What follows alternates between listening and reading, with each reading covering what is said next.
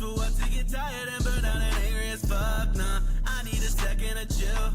Life will not care about you will. So maybe there's something to learn and just letting go, trying to earn something. Some I mean getting old. I don't know if that's a deal I'ma make for what they give, or you know they gon' take everything, everyone, all of yourself. Set you aside, put you up on a shelf. Backseat driving your life, man, that ain't right. They a parasite. Hope you see the light, more than black and white. Truth is in the grid. Do yourself, don't pray. We gonna be okay. We gonna make it through the day. We gonna be okay. We gonna make it through the day. We gonna be okay. We gonna make it through the day. We gonna be okay. We gonna make it through the day. It's been getting dark, time has been running out. Feels like each word is my final somehow. Right now fighting for hope is like all I have left, but somehow I feel free. I don't care about the rest. I feel the peace and contentment inside as I open my heart. I got nothing to hide. Wouldn't trade anyone here by my side for a ransom of riches. My fortune is pride. We gonna be okay. We gonna make it through the day. We gonna be okay. We gonna make it through the day. We gonna be okay. We gonna make it through the day. We gonna be okay. We gonna make it through the day. Hello. Welcome back to another stream. I hope you're having a terrific Tuesday. We are going to get back into some more Ace Attorney. We're going to try to have a longer stream today and make some chonky progress. So let's just hop into it, huh?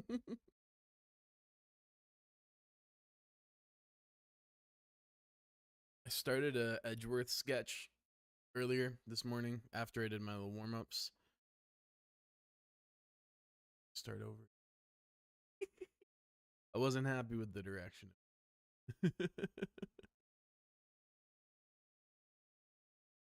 But say love. Huh?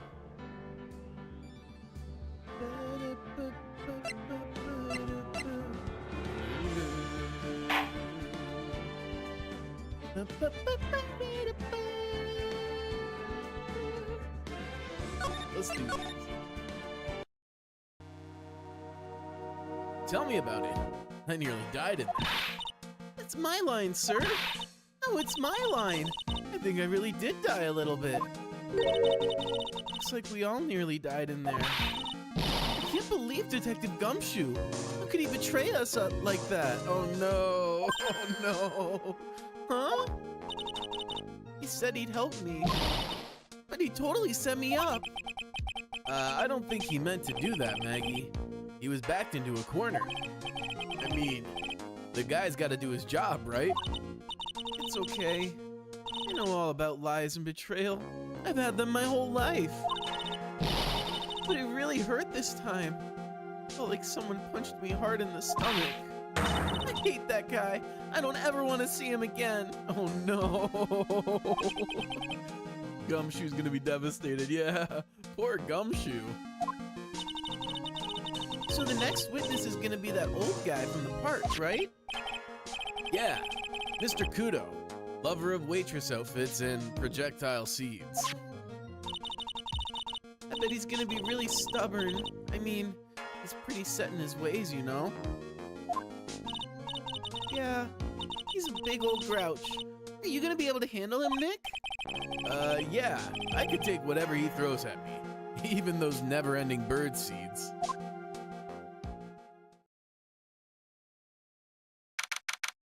January 7th, 11:15 a.m. District Court, courtroom number 4. Alright, here comes the first ad break of the day, y'all, and then we're gonna be free. Oh shit, I forgot my captions. God damn, it's always something. Alright, there we go. Now I'm actually ready to stream. Alright, I'll see y'all in a little bit, though. Court will now reconvene for the trial of Maggie Bird. Mr. Godot, Your next witness, please. The prosecution calls the lucky old-timer who caught the show over a cup of coffee. Will the witness please take the stand?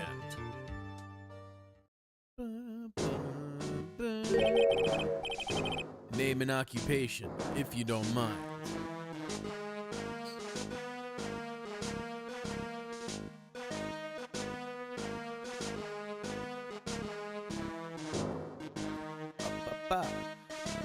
That's better. Haha.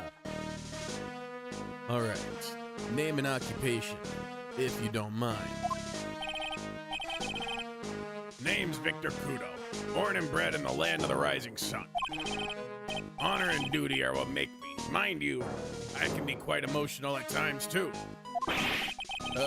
We don't need to hear about that, Mr. Kudo. Just tell the court your occupation. My occupation? Yeah. Listen, youngin. How much call do you think there is for kimono embroidery here? Kimono embroidery? That's what I do, or did back in Japan. I embroidered family crests on kimonos. My ancestors were embroidering kimonos before this country even existed. Wow, a real craftsman. They're a dying breed. Yeah, unfortunately, that's true. Hey, maybe you could embroider my costume sometime. Hey, that'd be lit. Anyway, like I said, there's not much demand for that kind of thing here. So I had to take a job working the cash register at a burger joint, pretending to smile.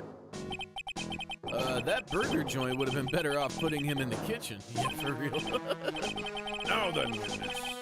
Were you in the restaurant at the time of the incident? Oh, yes. I was eating some cup seeds over a cup of Javachino. Some cup seeds. Seeds? What do you think these are? I see. So you saw everything that happened, Gramps? Did I? Oh, yes. Yes, I did. I saw it all.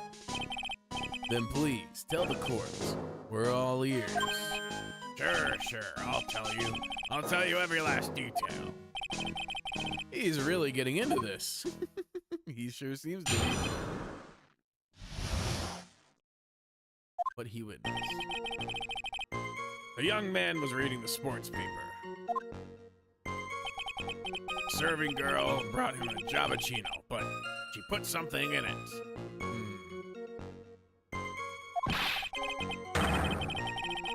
The man took one sip of it, looked like he was in terrible pain, then collapsed. That's the serving girl right there in the defendant's chair. I remember her well.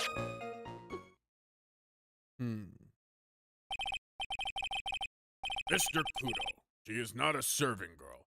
Please refer to her as a waitress. You're as bad as the rest of them. All these newfangled words. What's wrong with the old-fashioned ones, Newfangled? All this talk of radios and glasses. It's wireless and spectacles, I tell ya. Excuse me. Listen to me, everyone. Don't forget the old values. Don't let the good old days slip away. Well, I think it's time to begin the cross-examination. Mr. Wright. Yes, Your Honor. But I wouldn't. So we're gonna press on everything, obviously, as is tradition. So you saw the victim then? You saw Mr. Glenn Eld? I wanted to know if Guts and Braun retained his championship or not. So he was looking at the sports paper the victim was reading, huh? And at the location in question, there are partitions between the tables on the same side of the restaurant, right? So what if there are? If you say that you could see the victim, that means you were sitting at the table on the other side of the restaurant, correct? I go to that place to drink Javachino. I don't go to sit. I don't remember which table I was sitting at. You mean you go there to eye the waitress? Serving girl brought him a Javachino, but he put something in it. Hold it! Mr. Kudo, that is a very grave accusation. Are you sure about what you saw? Victor Kudo never makes mistakes. I dot every T and cross every I. I see. My eyesight's fine. The doctor said I only need spectacles for reading and driving. I bet his eyes are only really fine when he's scoping out a waitress. And I saw what the serving girl put into the Giabacino as well. I bet I know what's coming up. And something tells me I'm not gonna like it.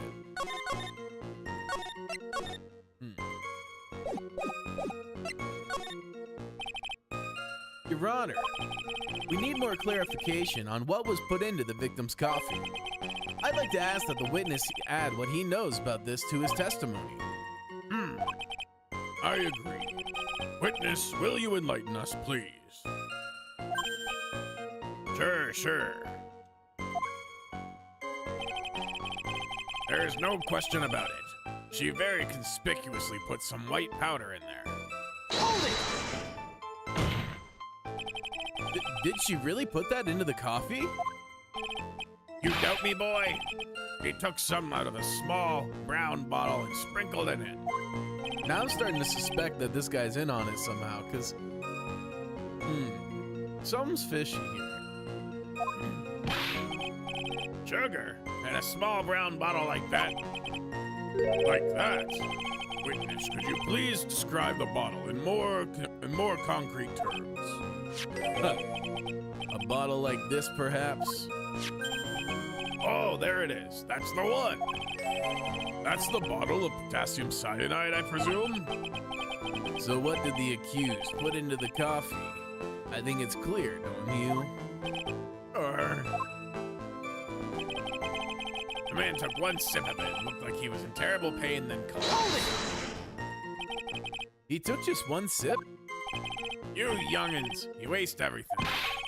Those Giabacinos cost $8. In good old days, we would have drank every last drop, eaten the cup, and then died. Congratulations! You've earned the title of battiest man to grace a courtroom. So it was an immediate death. Well, with potassium cyanide, I suppose that is possible.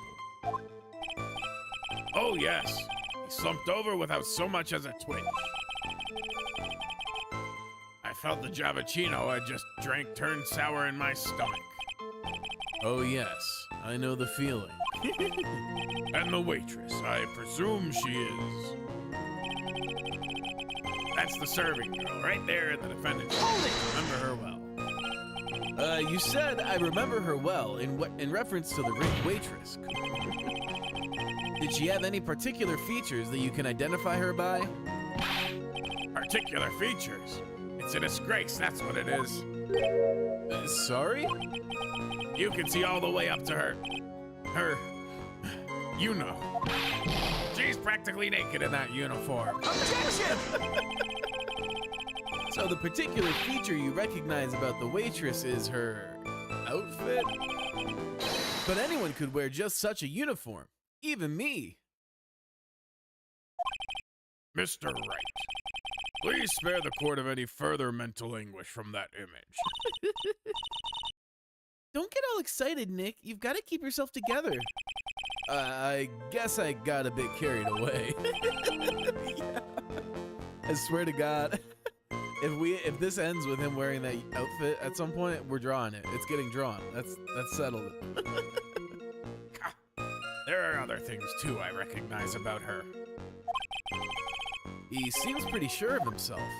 What should I do? Gotta press.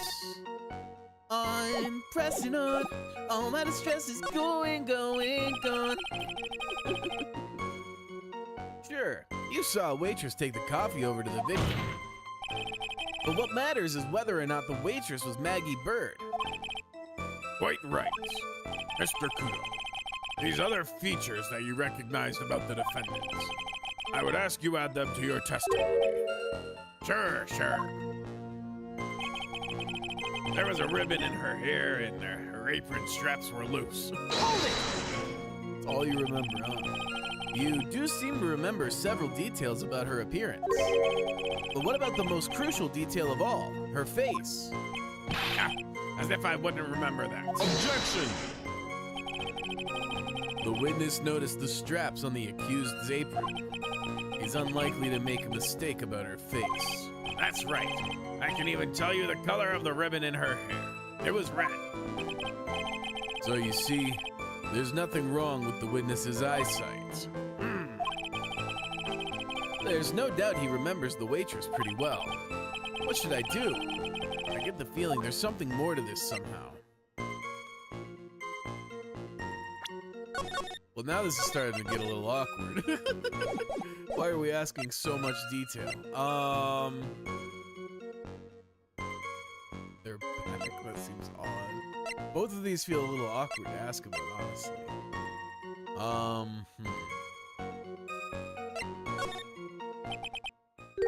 Mr. Godot, you seem especially interested in straps. Why is that? What?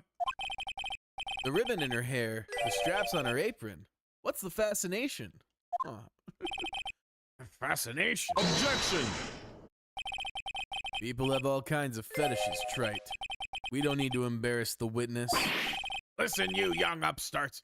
I haven't got some sick strap fetish. Is there any relevance to the witness's unusual love of straps, Mr. Wright? I was just curious as to why he was so fixated on the waitress's straps.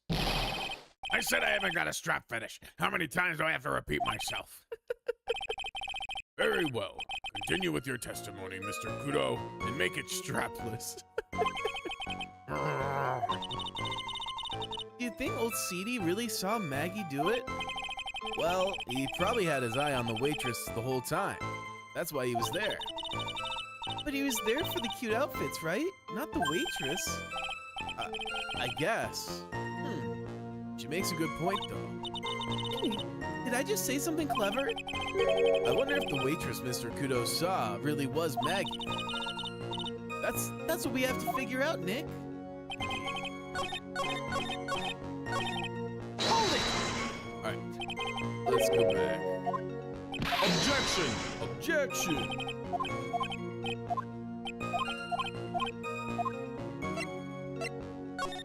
Let's ask about the back. The identifying features you described are all things that you would see from the back. So what?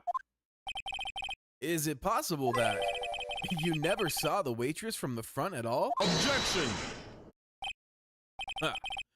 He's got you there, Gramps. People normally talk about facial features when they're asked to describe someone. But this witness's testimony is nothing but straps and ribbons. This is harassment. I tell you, I'm not obsessed with straps and ribbons. I'm just telling you what I saw. Mr. Godot, the court requests that you add details about any identifying features. Features you observed from the front, that is, to your testimony. Sure. This old man's testimony is getting longer and longer. And if I can't find a hole in this soon, it'll get even longer, I bet. There wasn't anything that caught my interest about her when I saw her from the front. Hold it! You didn't find anything to be distinct, but you did clearly see the witness's face, yes? No question about it. I didn't come this far to back down now. Victor Godot never backs down. That's not the answer I was looking for, but okay. This has turned into a matter of pride for old Seedy now, I guess. I wonder if he really did see Maggie's face or not. Like I thought, we need some concrete proof of this. Proof that the old guy didn't see the waitress clearly from the front. Do you think old Seedy really saw Maggie do it? Okay, we're back to this.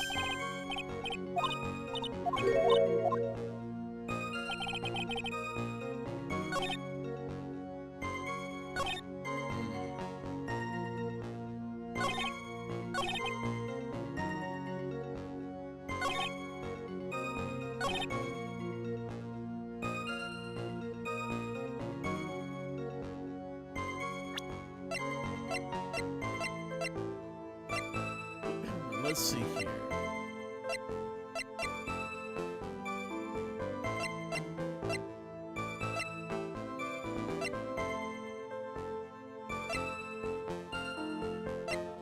Oh, I see.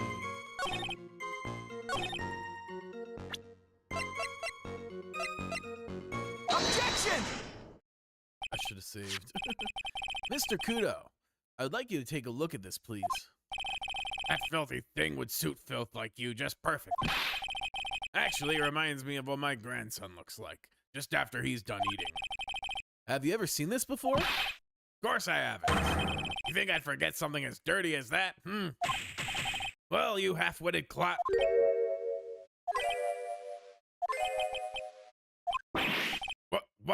What is it?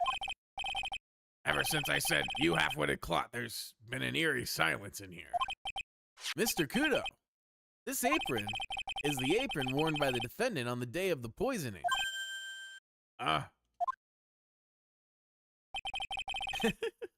And as you just said yourself, you wouldn't forget something like this.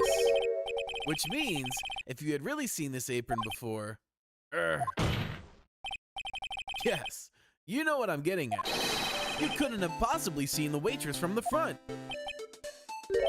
Oops. Got his ass. Witness. You can't just oops your way out of this. Huh. Well, well. Looks like we finally have a genuine trial on our hands.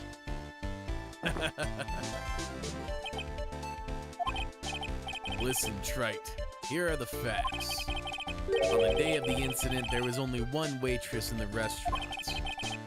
That being the defendant, Miss Maggie Bird. Exactly. When that one waitress put the poison into the coffee cup, this old guy was watching. I hope you understand the gravity of the situation, Mr. Kudo. The fate of the defendant may rest on what you say you remember seeing. Just tell the court exactly what you saw, Gramps. You can rely on me, Captain. My noggin's in perfect working order. I can't remember a single occasion when I forgot what burger a customer wanted. He can't remember. Probably more like he messed up so many times he's blocking it out. Very well. Let's test just how good your memory and attention to detail is, Mr. Kudo. Tell us what you remember about the victim.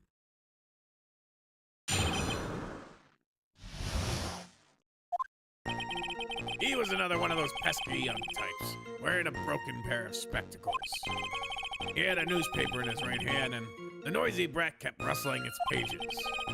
The young man was listening to the wireless, I remember that well. Then the serving girl in question brought over the giappuccino. The little fidget picked up the cup with his free hand, took a sip. The testimony we've heard just now was... Fuck me. The testimony we have just heard was to test how credible the witness's memory is.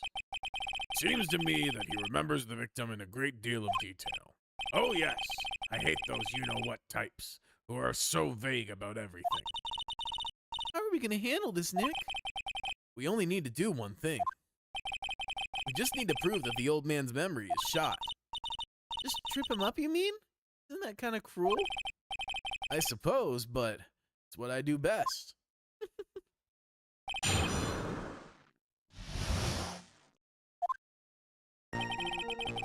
Hold it! Spectacles. Dark glasses to you. One of the lenses was green, but the other was broken. Newfangled rubbish. That's why I remember him so well. He did have some kind of lens over his eye, but I wouldn't have called it a pair of glasses. He seems to have been wearing some rather modern-looking shades. Perhaps I should take to wearing some and rival Mr. Godot's sharp appearance. We better come up with something sharp and quick. Guess I'll have to wait and see if I should challenge him about the spectacles. He had a newspaper in his right hand, and the noisy brat kept rustling its pages. The newspaper was a sports paper, wasn't it? That young hooligan. I nearly asked him. Can't you even read without fidgeting? How was I supposed to be able to read the back page with all that rustling going on? I needed to find out if Gustin Braun retained his championship title. It was his paper, not yours. If you wanted to know so bad, why didn't you buy your own? What are you looking at me like that for, huh? How dare you? Ow! Ow! Guns Braun got beaten yesterday, by the way. Anyway. Young man was listening to the wireless, I remember that. The wireless? The decadent young rascal. In my day, it was one or the other. Read the paper or listen to the wireless. Oh boy. And using an earpiece, it's selfish, that's what it is. I was straining my ears, but I couldn't catch any of it. Was he that desperate to listen to the radio? What are you looking at me like that for, huh? How dare you feel sorry for me? Ow! Ow! Hold it!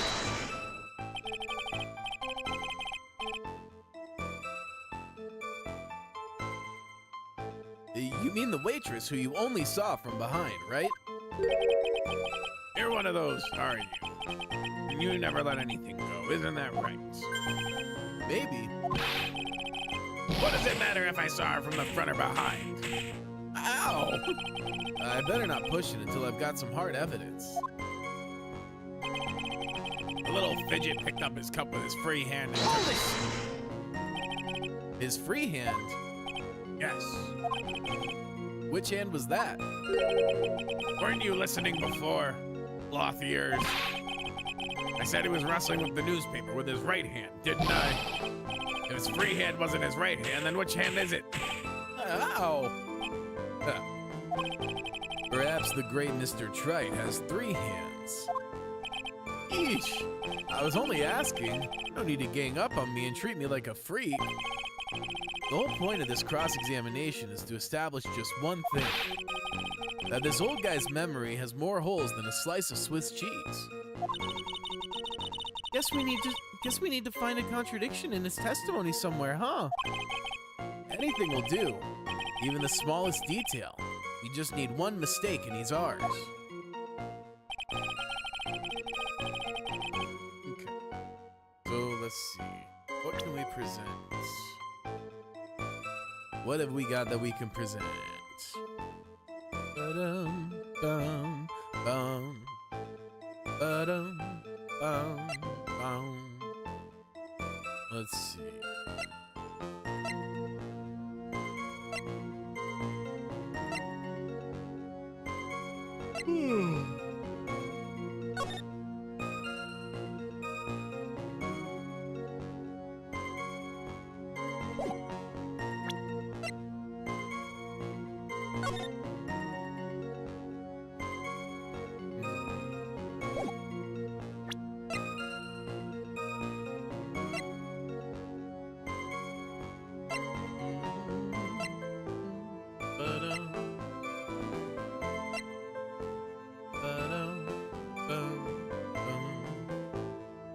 Let me save first and foremost, eh?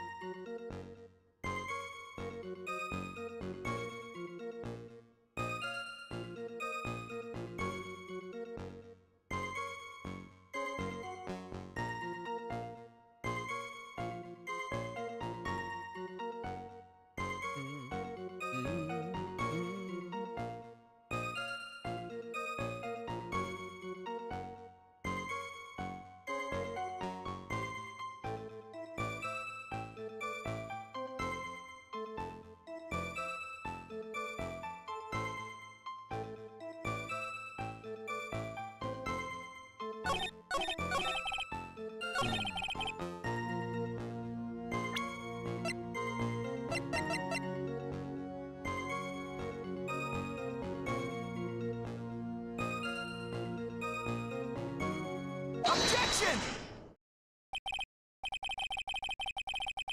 Mr. Kudo, you remember what you were told at the start of this testimony? but this was a way of testing the credibility of your memory.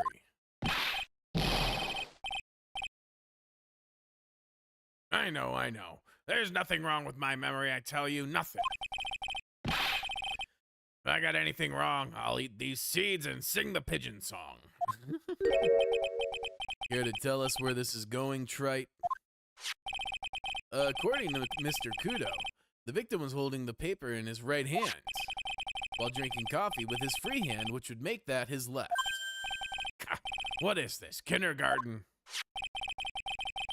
But I would like the court to please take a look at this. That's the cup the victim used, correct? Yes, and on the rim, you'll notice a mark left by the victim's lips. Yes, there's a stain left by the coffee. If you consider where the stain is, you'll clearly see that the victim was holding the cup in his right hand. See. But how? Well, Mr. Godot, the court is waiting for your epic performance. You said you'd eat those seeds and sing the pigeon song. Mr. Godot, I'm afraid this is simply not acceptable. I think the witness had better go back to the park. Wait! Uh-oh.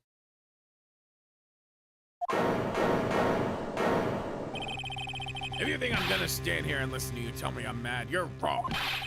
I don't care about that dirty coffee cup. I know what I saw. You still insist on your testimony. That young brat was holding the cup with his left hand. Oh yes, no questions. I'm a good law-abiding citizen. I am. It's that dead young hot father. And you spiky-haired yahoo who are at fault.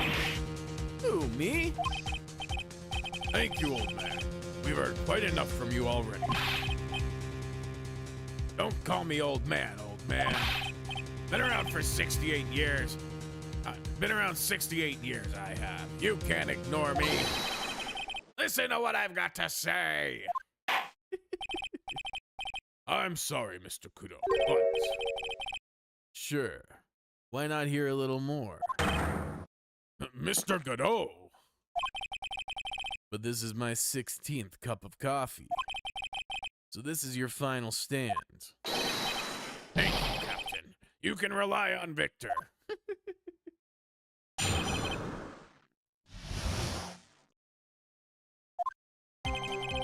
The boy was wearing the earpiece on the same side as the green lens of his specs. He kept fiddling with it all the time. He was fiddling with it just before he picked up the coffee, too. Then he used the same hand to pick up the cup with his left hand.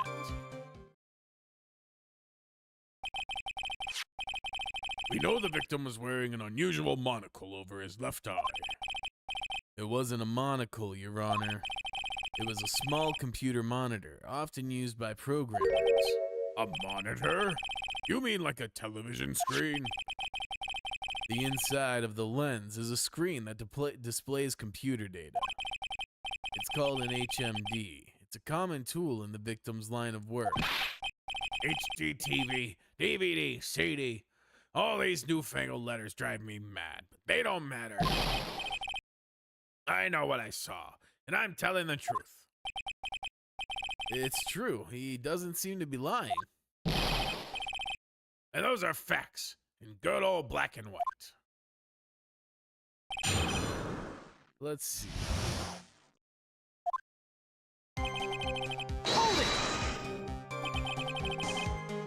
So the victim was wearing an HMD. That's one second. I want to see. This game's a little dated, right?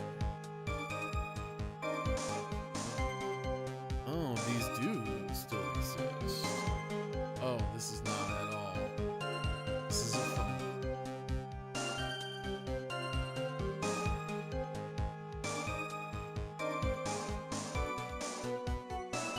This.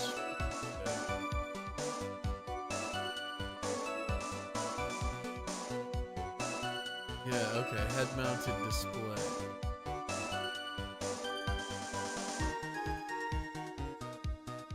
So this is like futuristic then. 'Cause it doesn't seem like people really sell these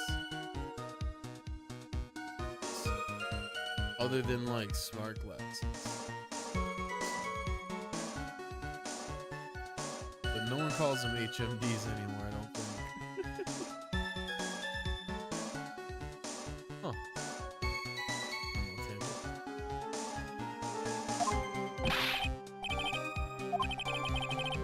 It was none of them, actually, but anyway. And you're sure that he was wearing the earpiece on the same side? No question. I can only see that side of his head from where I was sitting. Yeah, that's pretty obvious if you look at the floor plans.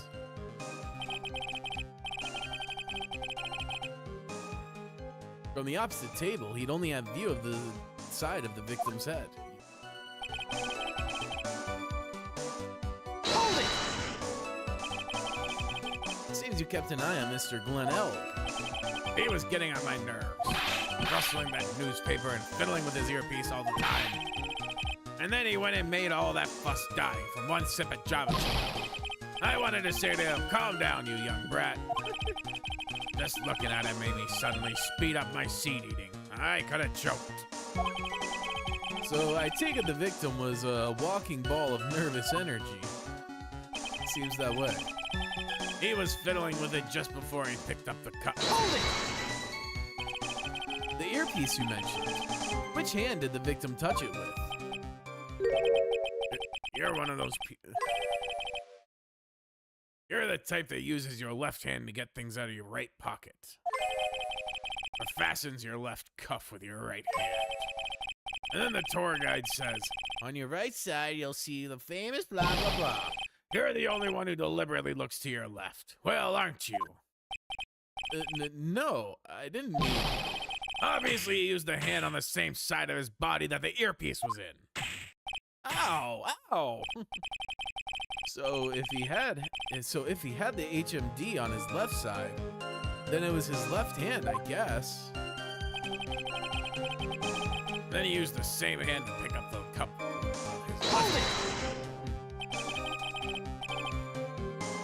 You seem very sure of yourself, Mr. Godot. That's because I know what I saw, no matter what tricks you try to play on me. Looks like you really did see the guy picking up the cup with his left hand. Let's go there. Let's see, what have we got?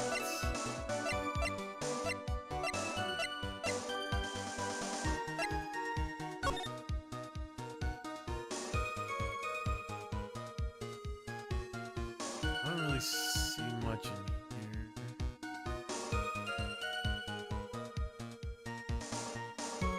I'm trying to honestly make sense of this photo.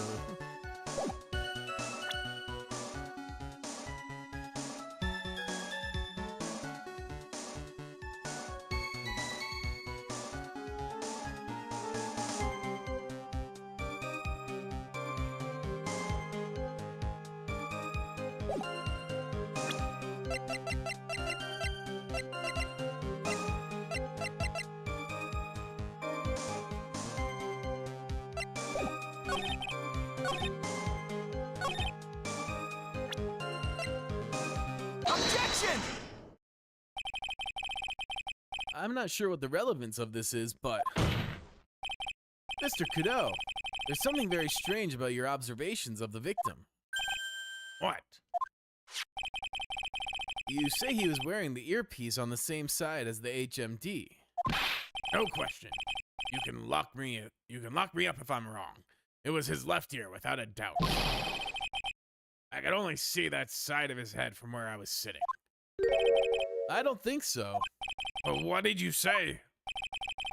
You're no doubt unaware of this fact, Mr. Godot. But the victim couldn't hear with his left ear. His eardrum was ruptured. Yes, sir.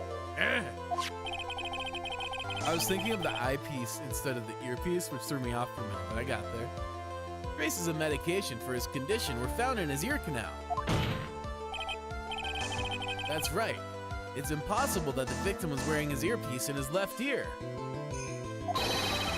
Because he couldn't even hear in that ear. Is that true, Captain? It is. Pigeon. Pretty pigeon.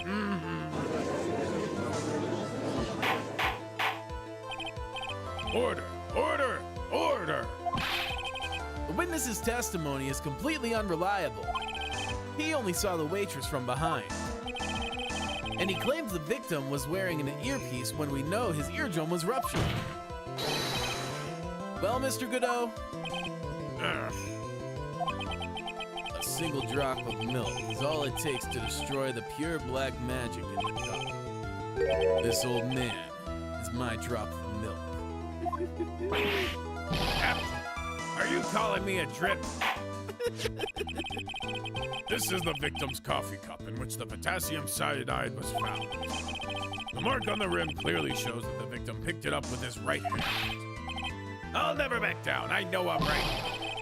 The lad drank his Javachino with his left hand. Let me put you out of your misery. Clearly the victim used both hands. He took a sip with the cup held in his right hand and then switched to his left hand. That's what the old man saw. Objection! Impossible. The witness has already testified on numerous occasions that the victim died immediately after taking just one sip of the coffee. Objection!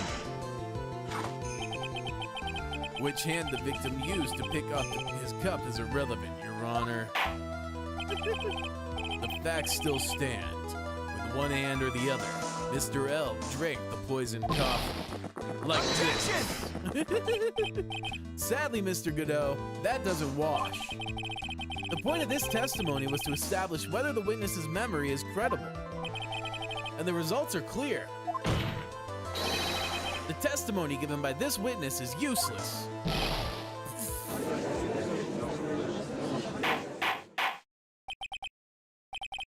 I believe it is time to conclude today's proceedings. I am satisfied that the witness is not deceiving the court. But to be frank, his testimony is a farce. Did you have to be so frank? Take that, you pompous old fogey. I'm sorry, Mr. Godot. You can't reach me from there. I'm ordering the defense and the prosecution to investigate this case further. That is all for now. This court is adjourned. Oh, shit. What? And we stop now? Where does that leave me? Leave you, Mr. Godot. Thanks to that blue-suited young upstart over there, I'm just a bumbling old man who can't even dot his T's or cross his I's now. How was your bad memory my fault? I'm sorry, Mr. Godot, but there is nothing I can do. I've kept my mouth shut until now. But there's something else this court should know. What? There's more? To be perfectly honest, it might not be anything. But I want another chance. I want another crack at you, you young shark. Me? He's looking at me like I'm some sort of evil shogun. Well, everyone, what do you say to one final showdown? Final chapter in this eccentric old man's scrapbook. Sorry, Gramps. I've already had my 17th cup of coffee. What have you got to lose, Captain? I'll give you all the Javachino you want if you come to my house after the trial. I may be 68 years old, but Victor Godot is still a man. That's enough, witness. I believe it will be quicker for the court to just hear your testimony. You bet. Much, much quicker. Can't believe this is happening. You better get ready, youngster. I get the picture. Just quit throwing those seeds at me, would you? He's got to be using some sort of infinite ammo code. What's with that box of seeds?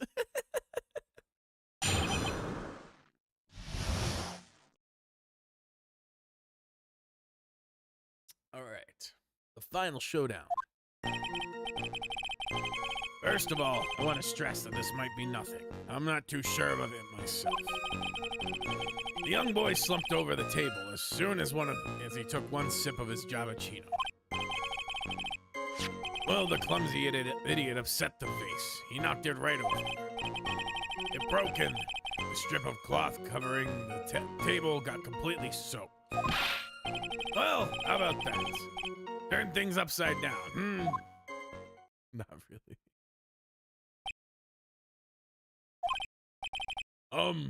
Is that all? Yes, that's all. I remember it perfectly. You're doubting me again. You're doubting a poor, defenseless old man. No, we're not doubting you, Mr. Godot. Don't you get the feeling there's a question hanging on everyone's lips, Nick? Yeah. So what, probably. That's all I can think of, and I have to cross-examine this guy. You're a bird brain. That's why. That's all you can think of. Very well, Mr. Wright. Your final cross-examination, please. At least it's a short testimony. First of all, I want to stress that this might be nothing. I'm not too sure myself. The court generally prefers if the witnesses are sure of themselves, Mr. Godot. Noisy brat. I'm warning you. I'm more savage than a macho man right now. You won't beat me with this testimony. This is the final battle. Ow! Ow! He's chucking those seats harder than ever. I better be careful. Come on, Nick, nail him! The young boy slumped over the table as soon as he took one sip of his Java. The court has already heard that testimony, Mr. Godot. Know that? I was just setting the mood. How else am I supposed to build up the suspense? The suspense? Yes, now what do you think? Should I work the audience a bit more? No, please, continue, Mr. Godot. As quickly as possible. All right, now where was I? Ah, yes, the young boy slumped over the table and... Well, the clumsy idiot upset the vase. He knocked it right. A vase, you say? Yes. There are vases on all the tables in that place. There are accidents waiting to happen. They're practically begging to be knocked over. Well, he's right about there being vases. I do remember seeing them, too. There was a vase on the table when I ate lunch there, and that one's upright. And you saw the moment the victim actually knocked over the vase? Well, it's hard to say. A bit unclear. How do you really define? Okay, I get it. I heard it break, and and the sight of it is burning in my memory clear as day.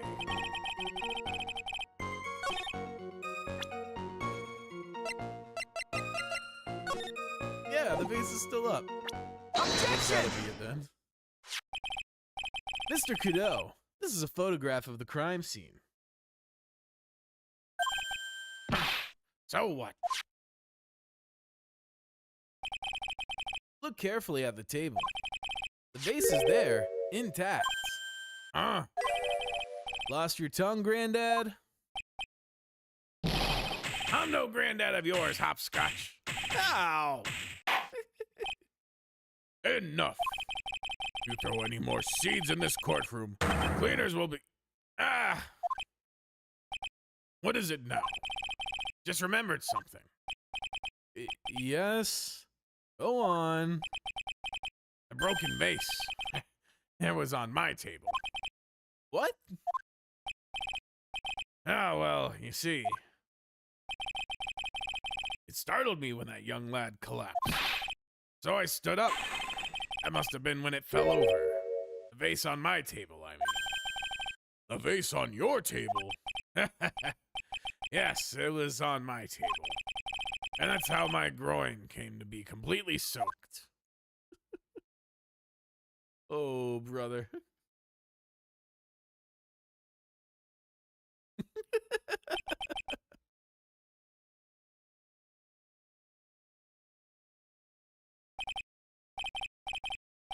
Thank you, Mr. Godot. You certainly earned your kudos for today. All right, I'd like to ask a question now. Have I been any use at all? Perhaps that's something you should reflect on yourself, Mr. Godot. Wait a minute. If that's the case, there's more. I've got more to say. Oh yes, I remember something else. Bailiff, escort the witness out of the courtroom. Wait, listen to me!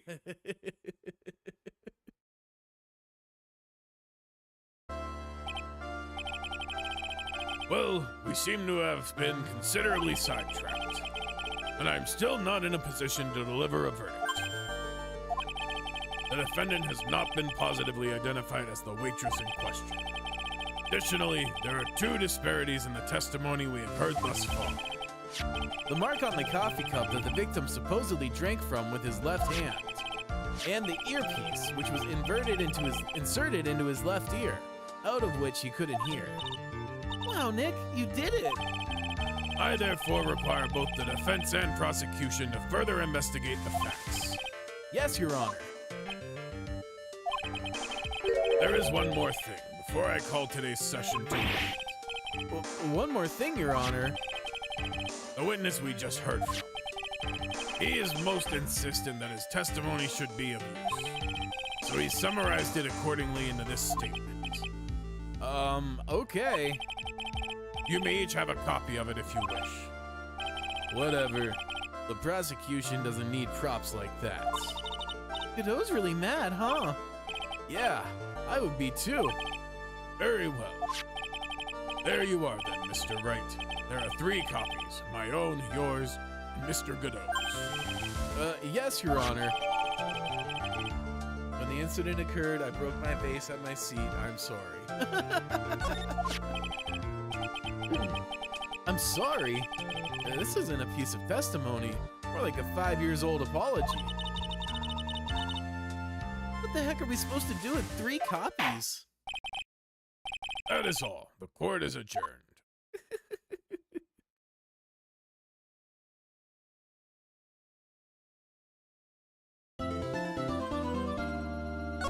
All right.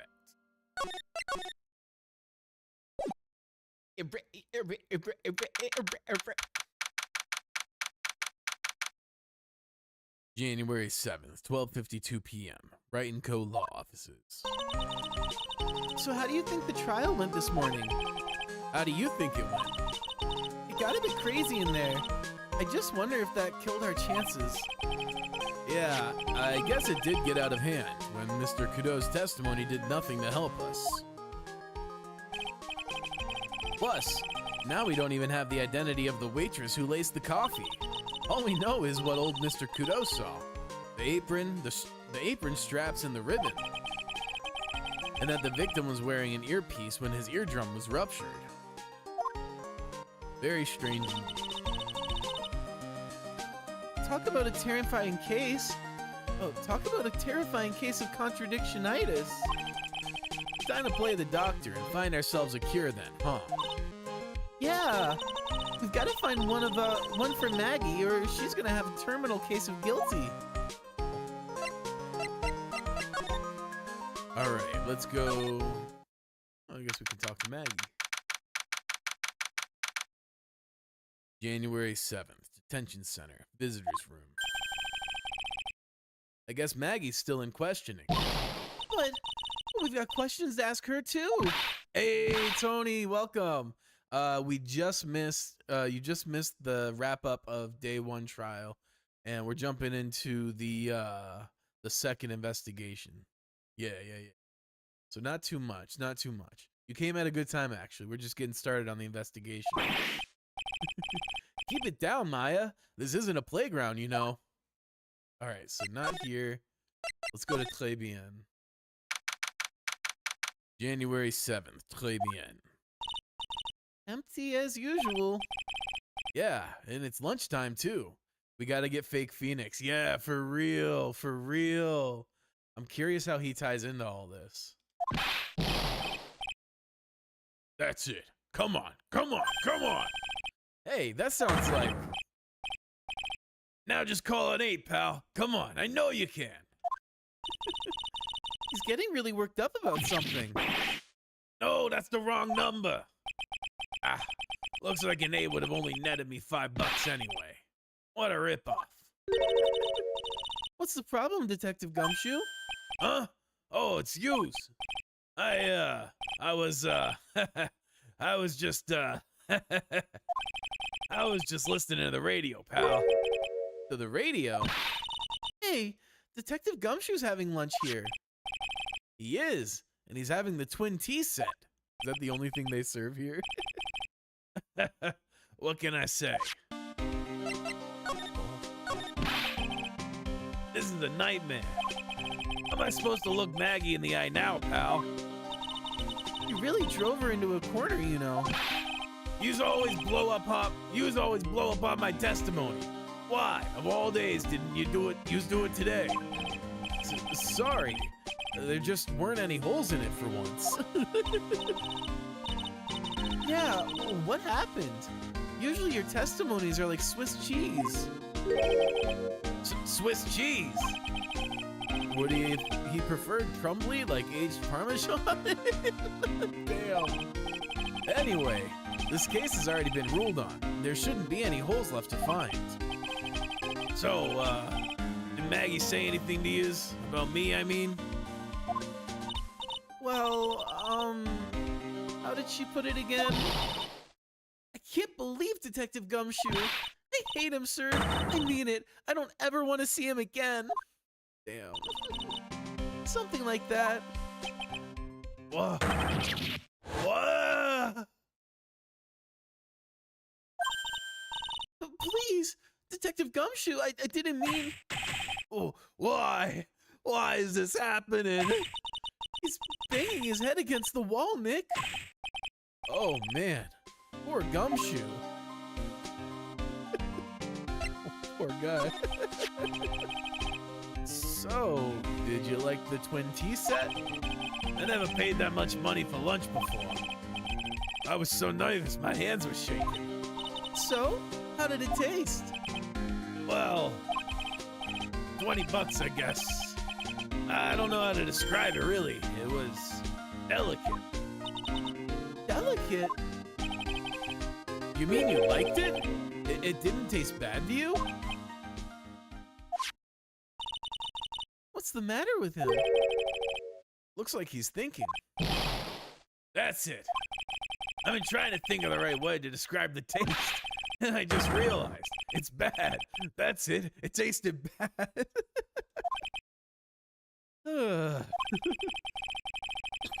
Excuse me. It's just kind of hard to admit it to yourself when you paid $20 for it, you know? Maybe he should have found out about the price after he had finished eating. Hey Nick, maybe that's why Glen Elk came here. Maybe he heard about the super fierce twin tea set. If by fierce you mean fearsome. Speaking of Glen Elk, that reminds me. We still hardly know anything about the guy. Why don't we ask Detective Gumshoe what he knows, seeing as he's here? So, what were you all excited about earlier? Huh? That's right. You said you were listening to the radio or something. Oh, that was nothing. I wasn't excited. Come on, Detective Gumshoe. You can tell little old me. What were you listening to? Nothing, really. It was just the, daily exercise show. Okay, well, this is an easy one. What the? A psyche lock? This lunch special's lobster sure is great. Then why are there tears in your eyes?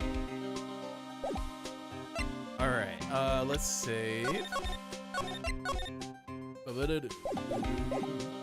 And then let's start by presenting this. This guy was a real programming genius. They called him a walking computer at a place where he worked. What happens when he crashes, though? Does he just stop moving all of a sudden? Ugh, he wasn't literally a computer, Maya. Anyway, there's nothing between Maggie and the victim. Yeah, that's what we found out yesterday, too. Hey, Detective Gumshoe, don't you have any information that's a bit more fun? Fun? Oh, I know. So have you paid a visit to where Mr. Elk worked yet? You might as well. His workplace?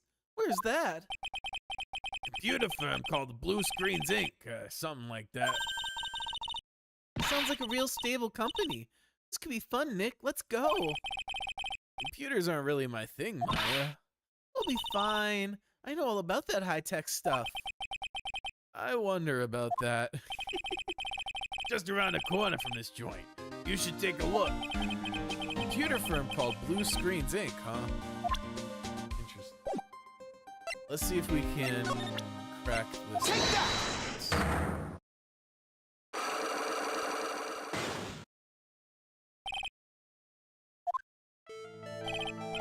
All right, Detective Gumshoe, tell me the truth.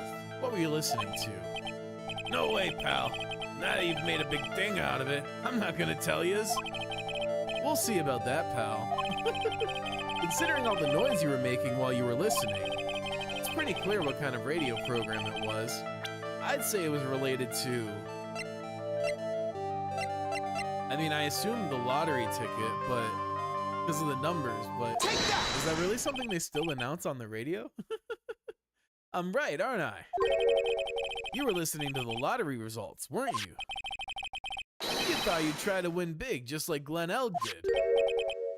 It's like you could see right through me. Huh? I've cracked him already. See, pal? That's why I said it was nothing. So...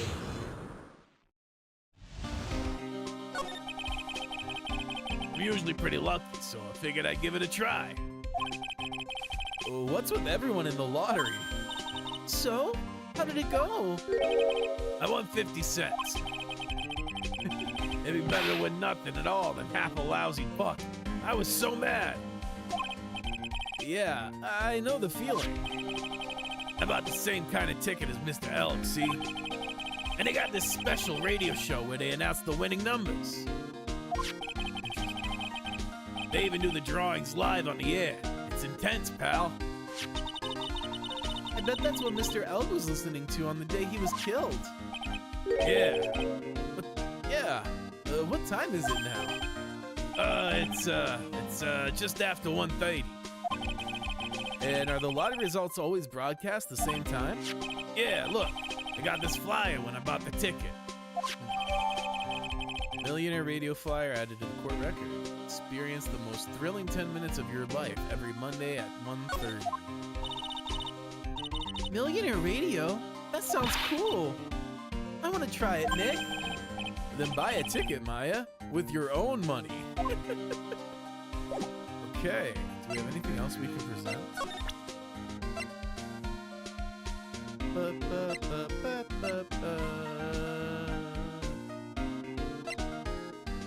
Also, any update on the shit that we found in the kitchen, Mr. Gumshoe?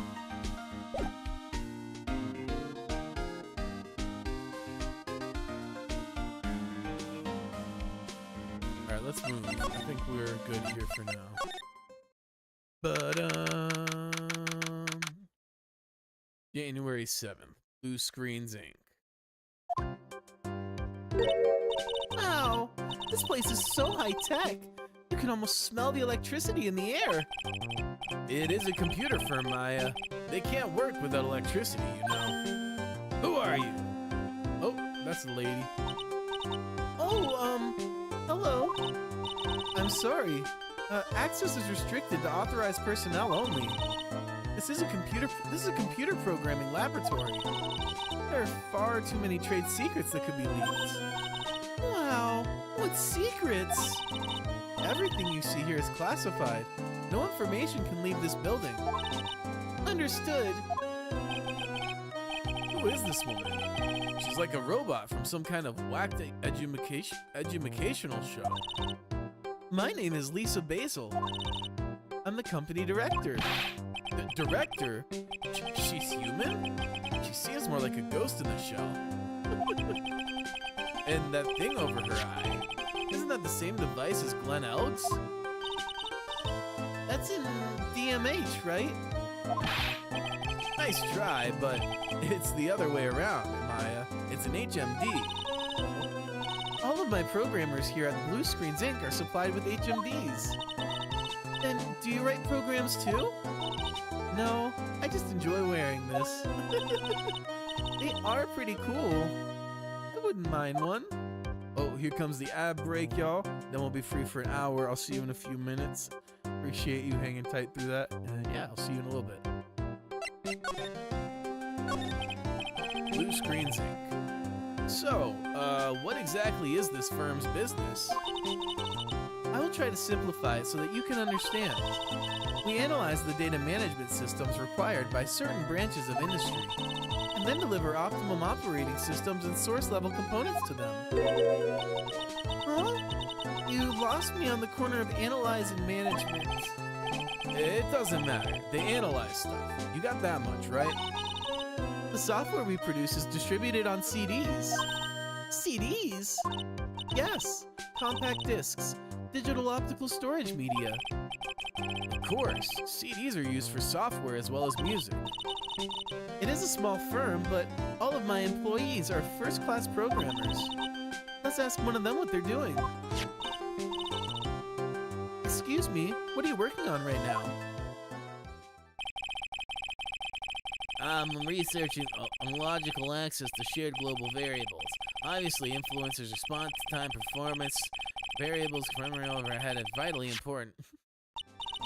Well, you get the idea. This sort of thing we are involved in. Did you good people follow all of that? Yeah? Your blank smile just said otherwise, Maya. You know about what happened, right, Miss Basil? You mean about Glenn being poisoned? Yes, I know. It's terrible. Can you tell us anything that might be helpful? I don't think so. A police officer was here earlier, too. But I couldn't tell him anything either because the waitress who committed the crime has nothing to do with Blue Screens Inc. Oh. How about Mr. Elg's desk? Have you cleared it out already? No, not yet. It's this one right in front of you. If there's anything that might be useful, you're welcome to take it. I guess there might be a clue here somewhere. Examine. Whoa, look at this desk, Nick. What a mess. Looks pretty average to me. You can't get any work done with everything all over the place like this. You think? Real whiz kids can work under any condition, you know? She's trying to hint that I should tidy my desk more. I'll clean up my desk when Maya stops asking silly questions. No hurry, then. Hey, this calendar. What about it? This is another hint about tidying. You can forget it. Someone's marked December 3rd in red pen. December 3rd? That's the day Mr. Elg was murdered. Interesting. Is there anything else? Yeah, it says meet with the tiger. The tiger? Interesting. Fake Phoenix.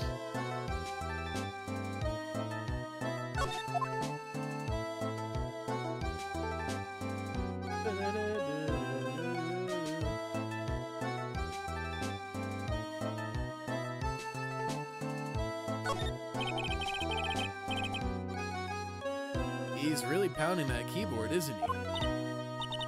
Wow, I bet that's where the pro and programmer comes from, huh? For sure. I guess I shouldn't be resting on my laurels. Gotta expand my skill set and all that. Yeah, that's a good idea. Maybe I could become old CD's apprentice. And what about your spirit medium training?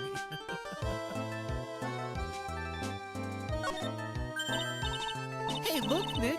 It's a supercomputer! Looks like it's really smart and wise, doesn't it? Computers are only as smart as the humans who use them. That explains why we don't use the computer in our office. You work there too, Maya. Yeah, but at least I'm... Please don't argue about something that's so trivial. Otherwise, the computer will laugh at you. She said she'd laugh at us, Nick. She's a human, Maya, not a computer. Oh my god, are those all lottery tickets? Wow, look at this mess. It looks like they're all betting tickets. What kind of betting tickets? We're betting on which horse will win a given race. They're horse racing tickets. Oh, brother. Dude had a gambling problem, huh? Oh, wow. His drawers are stuffed full of these. Looks like they're all losing tickets, though. Over 500 of them. Oh my god. This many tickets would get you, what? A buck down at the recycling center? But I didn't know you were so hard up that you'd try to profit from the dead, Nick. I'm just taking them as evidence, Maya.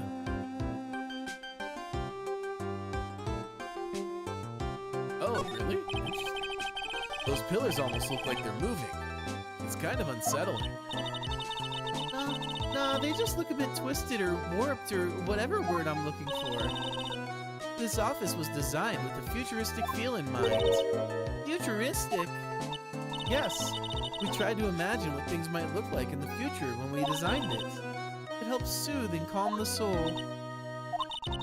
On second thought, I agree with you, Nick. This place is really unsettling.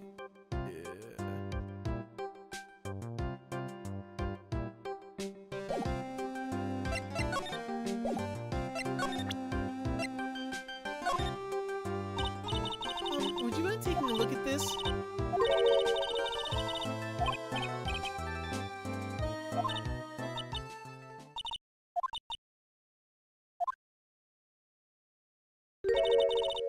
No, it's not. There's no point in having a password if it's always the same thing, Maya. I guess she just doesn't want to talk about this.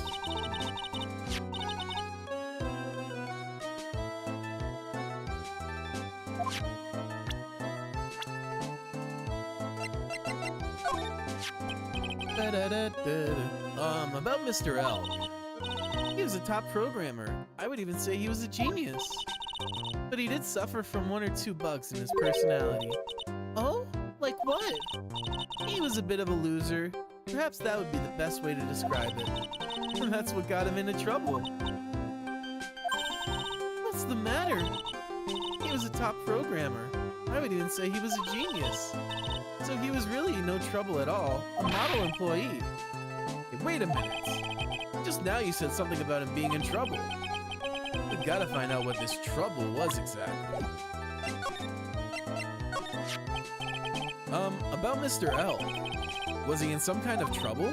I'm sorry. Why would you think that? I thought you said something about it just now. You said he got himself into trouble because he was a bit of a loser. Oh shit. Here we go. 3 psyche locks. Guess Mr. Elg is like every other man with his own pile of secrets. I doubt we're gonna have what we need to practice, but let's see. Take that!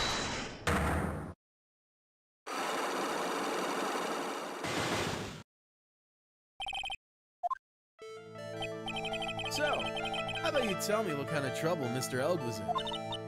I'm sorry, sir, but we don't deal with the troubleshooting here. Perhaps you'd like to speak to someone in customer service. What's she talking about? I guess I'd better just take a shot and see where it gets me.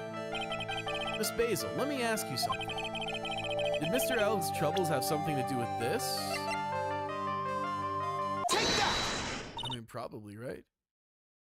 What is that? A bunch of horse racing tickets.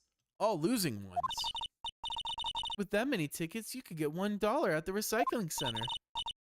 You good people are very, very bad. Cashing in on another's misfortunes is immoral. Is that a whip of hypocrisy I smell? But what is the relevance of these tickets? The victim, Mr. Glenn Elk. He had a gambling habit, didn't he? I don't think that's a logical conclusion based on the facts.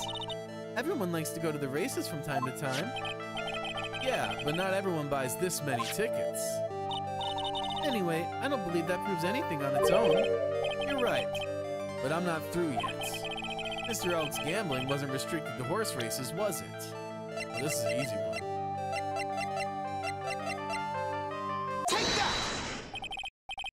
The lottery, horse racing, he bought a lot of tickets and lost a lot of times. That's gotta have hurt his wallet pretty bad, don't you think? Maybe bad enough to be the cause of some pretty serious trouble, perhaps. No! You are right. Glenn did have a gambling habit. You good people must not follow his example, do you understand? Trust me, even if I wanted to, I don't exactly have the money to buy any. But if you win, there's no problem, is there? And Glenn had a winning ticket, didn't he? For $500,000. Yeah, but it's hard to imagine how he could have been in trouble then, isn't it? It's true that Mr. Elg won $500,000 in the end, but that was his first stroke of good luck. He was in deep trouble before that. Deep trouble? What do you mean? Mr. Elg's real problem was with something or someone more terrifying and ferocious. Oh, we don't have fake Phoenix yet. It's definitely got to be fake Phoenix though. All right. All right, well, let's go to the kitchen then. Or sure. January 7th, Très Bien Kitchen. Huh? Mr. Armstrong's talking to someone. It's Wednesday. I'll be back next month. Oh, notre month! I will be waiting for you. If you haven't got it by then, I'm afraid I might get a little hot around here. No, I will have everything ready, I promise. I love fire, you know. I love the way it crackles. Oh, no, no, no! Stop it, I beg you! Then don't let me down. I'll be watching you. Mais no, this is not necessary. You can trust me, mademoiselle. Talk to anyone, and I'll drive a knife right through your hearts. Oh no, you do not have to worry. You know you worry far too much. Maybe this will help you relax. It is la oil of the sandalwood. I do love raw meats from time to time.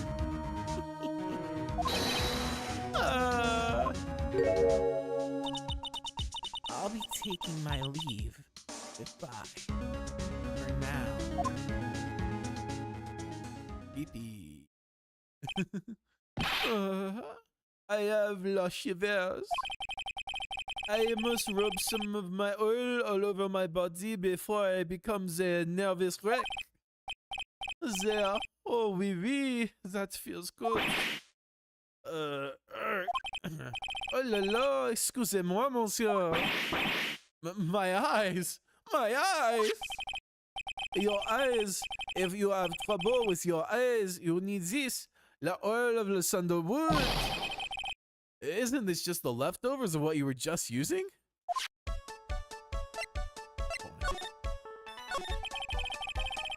You don't exactly have many customers, do you, Mr. Armstrong?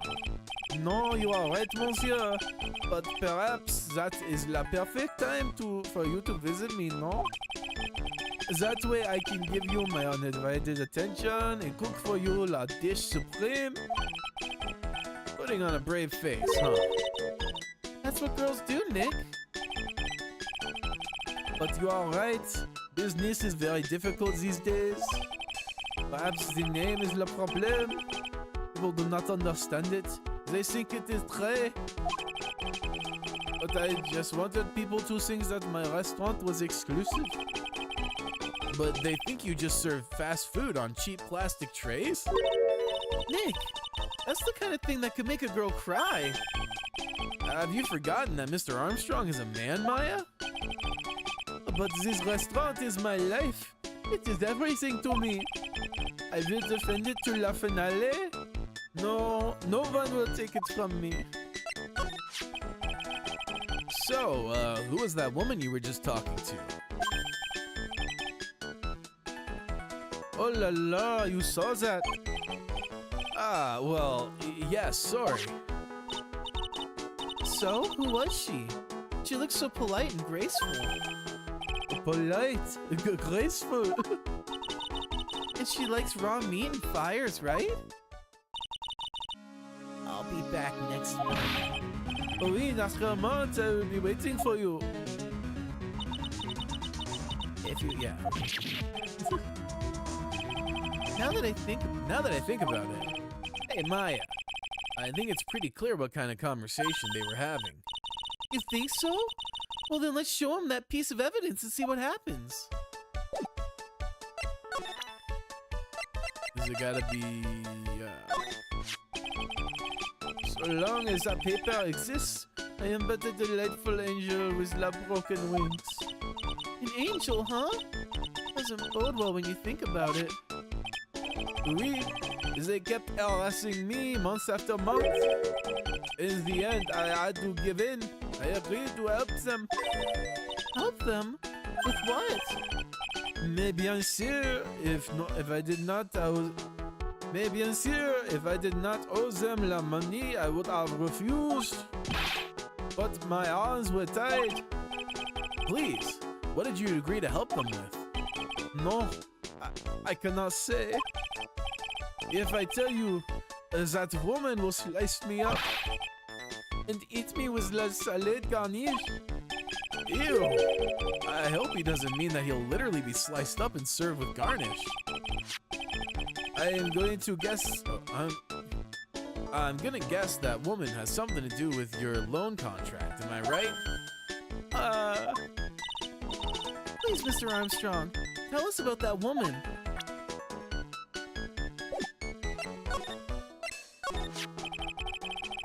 The woman who was here earlier. I take it that she's, Why has it come to this? What a tragedy. Suddenly, I find myself so deep in la debt. It is a sign of the bad world we live in, huh? No, I'd say it's more of a sign of bad culinary skills. The woman who is here, the scary woman, she is from the loan office. Loan office? Is that where you borrowed the $500,000 from? Excuse me. Oui, tender lender it is called. Catchy name. Just hearing it makes me want to borrow some money. Please, you must not borrow from them. If you must, no more than $10. $10? Sounds like your whole monthly stipend, Maya. Hey, I get a bit more than that, thank you very much. So tender lender is the loan office you borrowed $500,000 from, huh? I wonder if they got anything to do with this case. I am a weak woman. When I am upset, I have to buy something nice to cheer me up.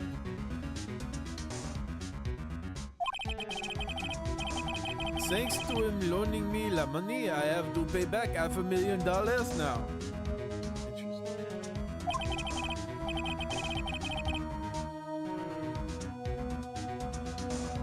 I am like a slave. I am like a slave to have to do everything that he tells me. Who is this he? La tiger.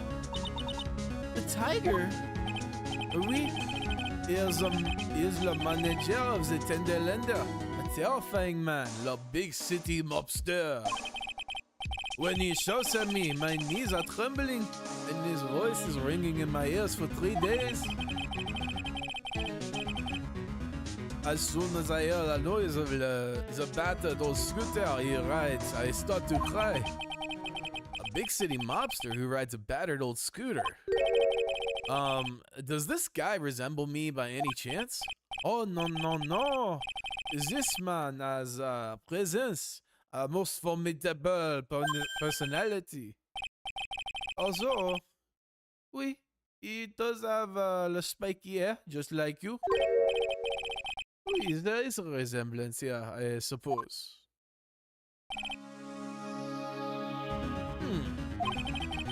Sounds like this loan office is worth checking out after all.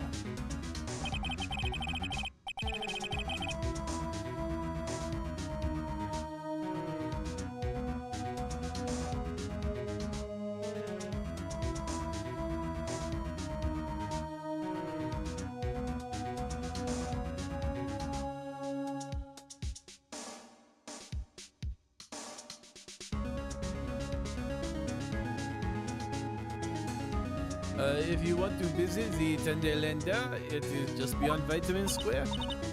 Hey, Nick. If you need money, I can loan you some. As long as it's less than $3. Thanks for the offer. Just beyond Vitamin Square, huh? Alright, let's move. Well, I'm gonna head back to the precinct now. Got a bit of a meeting starting in a bit. About Maggie's case, you mean? No, that's pretty much wrapped up now. There's another big case going down at the moment, so she's been pushed aside. Okay, well, see you later then. Bye.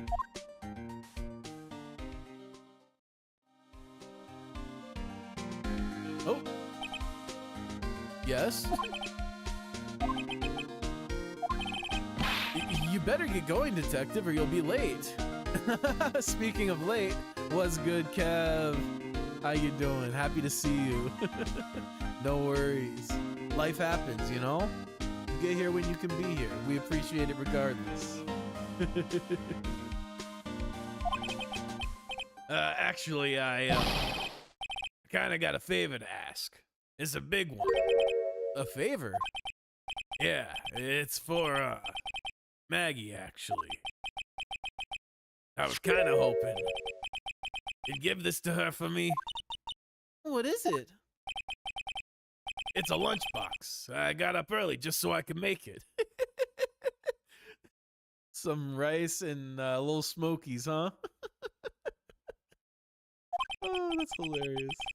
I'm real worried about her. She, looks like she lost a lot of weight. Detective Gumshoe. How many weenies are in here? There's not a person on Earth who could down this much meat. You think? I love weenies. Can't get enough of the tender juiciness. So you give it to her? It took me ages to make, so please say you will, pal. I can't exactly say no, can I? Maybe I'll eat it myself if I get hungry.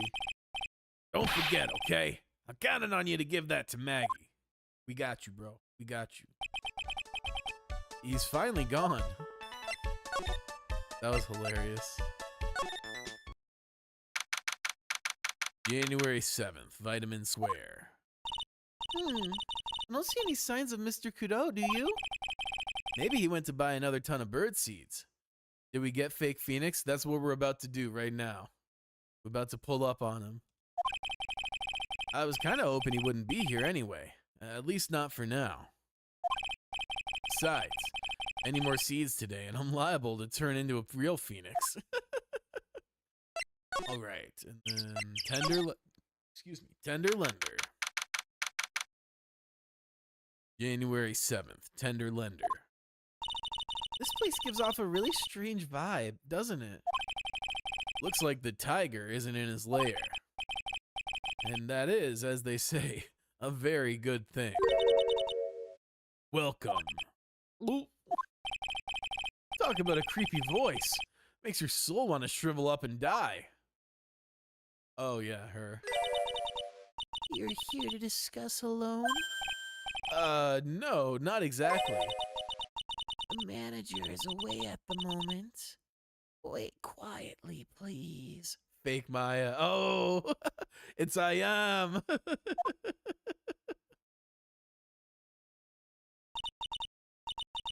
Fake Right and Law co-office too, if you think about it.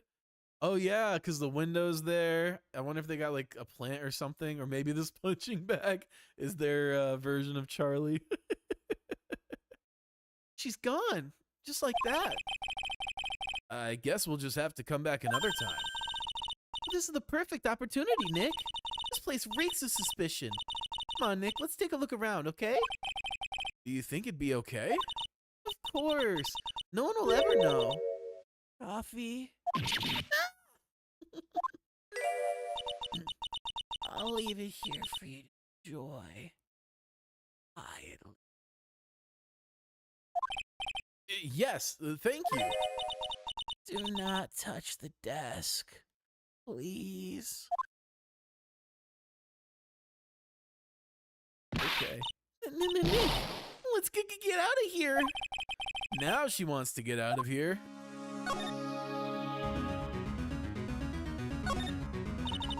What's this? It's a punching bag. What? No way. You wouldn't catch me walking around with a bag like that. What do you mean, walking around? The design's gross to start with, and it's way too heavy to be practical. But why is it called a punching bag? Don't people know messenger bags are in? I knew it. I was right before back at Très Bien. Paris fashion is way more my thing. I really hope she's pulling my chain on this one. You never know. You never know. Maya can be a bit ditzy at times. Win through compromise. I wonder what that's supposed to mean. It must mean something if they took the trouble to frame it like that. Yeah, well, it doesn't make any sense to me. That's Tender Lender's guiding principle. Oh! Compromise the customer to win. Oh, I see. How about you, Nick? Well, as long as we don't have to compromise my hair, I'd say we're okay. That's one slogan no business owner should ever explain to their customers. Ugh.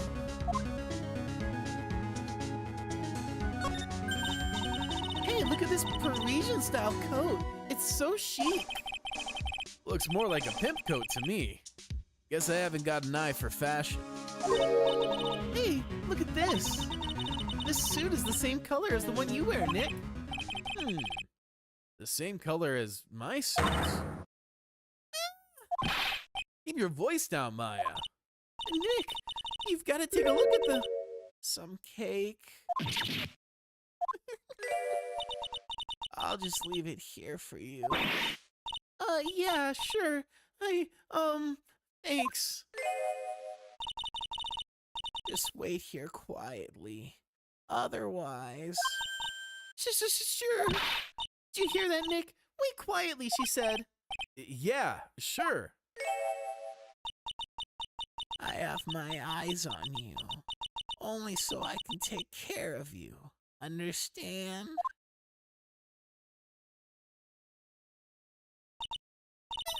I'm scared, Nick. So? What were you getting so excited about before? Look, on the lapel of his suit. That's an attorney's badge. Fake one. Is the tiger a lawyer? No way. Look at this thing. It's made of paper. For some reason, the badge suddenly looks really cheap to me, Nick. Why doesn't anyone recognize an obviously fake badge when they see one? Okay, we got that. The giant Daruma. Let's see. This round doll thing is called a Daruma, I think. Figured I'd read a book or two and become more cultured in case you're wondering. You mean you aren't making up stuff for a change? I bet you also didn't know that no matter what, he'll always right himself. Go on, Nick. Give him a good shove. Only if I feel like dying. Now this yellow thing, this is a Japanese chess piece. I think it's a king? Not that I'm an expert or anything. I'm more of a reversey person, you know? Assuming she knows what she's talking about, these aren't exactly your typical mobster wannabe items. They're not trophies, are they? Hey! There's a piece of paper sticking out from under here. What is it? A repair bill? Looks like he did some repair work on. Oh, looks like he did some repair work on his car. Does he even have one? $15,000 to replace a bumper and a light? That's insane! The car's registered to the Cadaverinis. Huh. So it's not even the Tiger's car. Why would someone else's repair bill be in the Tiger's office?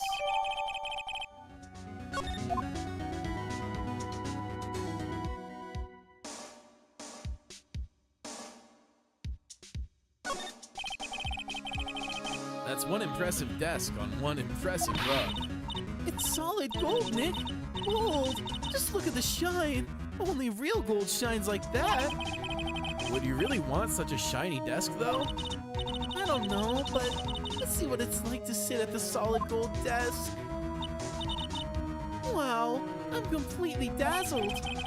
That's because it's completely dazzling.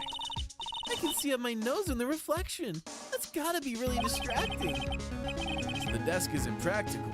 No surprise there. Yeah, for real. There's a CD player on the desk. The desk is so loud, it's a wonder you can hear it.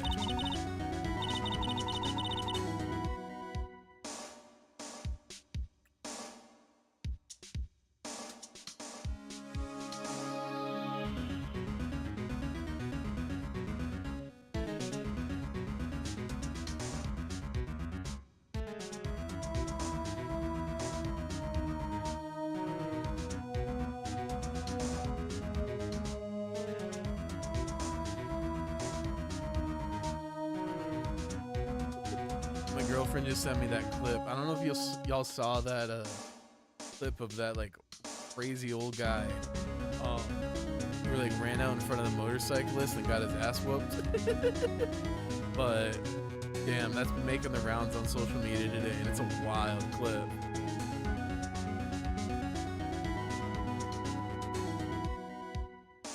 The lid's open. I wonder what kind of music the tiger's into. K-pop, definitely. Have you finished the coffee? Ah! Yes, thanks. It was lovely.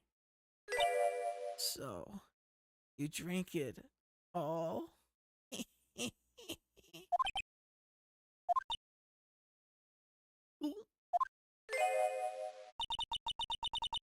you touch anything else that doesn't belong to you, there's always another cup.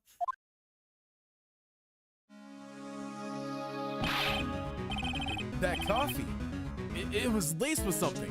I'm almost sure of it. Nick, my stomach, it's killing me. Oh, wait, maybe it was just the burger I ate for breakfast. I sure hope so. We better take a look at the CD while we're still alive and have the chance. What the? What? It's not the Rocco soundtrack, is it? Claw of the Tiger? It's a demo CD. The artist's name has been handwritten on the disc in pen. MC Bomber. It's the software. What? This must be the CD Maggie told us about. Let's listen to it. I bet it's heavy metal. No way. That woman will make us drink more coffee if we do.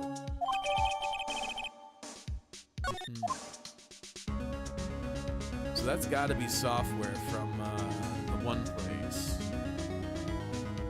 Oh. Oh no, someone's dropped the ashtray on the floor. It's gonna be a nightmare to clean up. Yeah. It's all over the rug and everything. I accidentally knocked over a really big space heater once. Cleaning up was such a pain. It was one of those super antiques where you have to burn a ton of charcoal. How did she manage to knock one of those over? Aren't they supposed to be super heavy? Oh, hey! There's a book of matches here, too. Matches, huh? Places don't give those out much nowadays. Hey, wait a second. What is it? Look what's printed on its cover. It says Très bien. Interesting. These matches could come in handy. We might be able to use them. Yeah. Pilot for the office boiler keeps going out. Swing and a miss, Maya. Swing and a miss.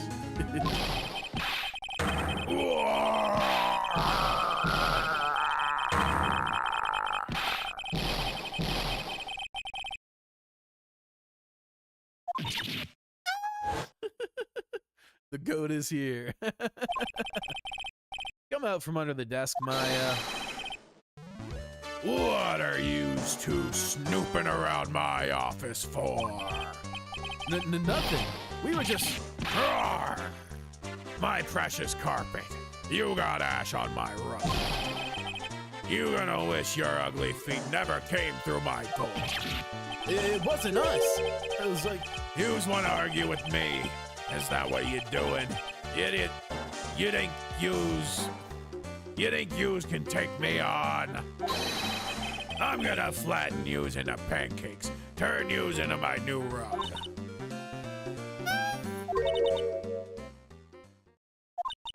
Oh, Don Tigra, you're back. Ah, that voice. It's like evil seeping into your head through your ears. I'm sorry, Don Tigra. I knocked over that ashtray earlier, and... Eek! Has she got a death wish or what? Oh, right. Huh? Forget about it, Violetta. It's not it. What? I ain't gonna get mad at you. You're too cute, you hear? That's so unfair. Here, have some cookies. I just baked them. And you'll need some strong espresso while you're discussing your loan.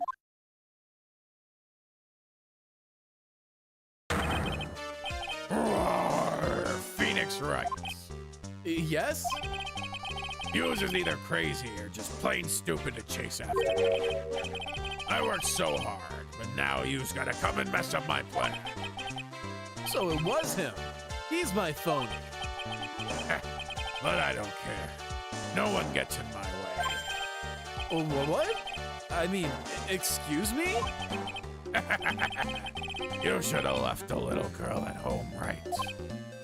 I have a few things. Questions. This is the last time we meet. Ah, oh, wait, but please. That was pretty weak, Nick. You waited until he was out of earshot before you shouted after him. Like you're one to talk. I didn't hear you scream, hold it either. The espresso. And cookies. This woman is definitely not good for my heart. Ow. What was it the tiger called her? Violetta?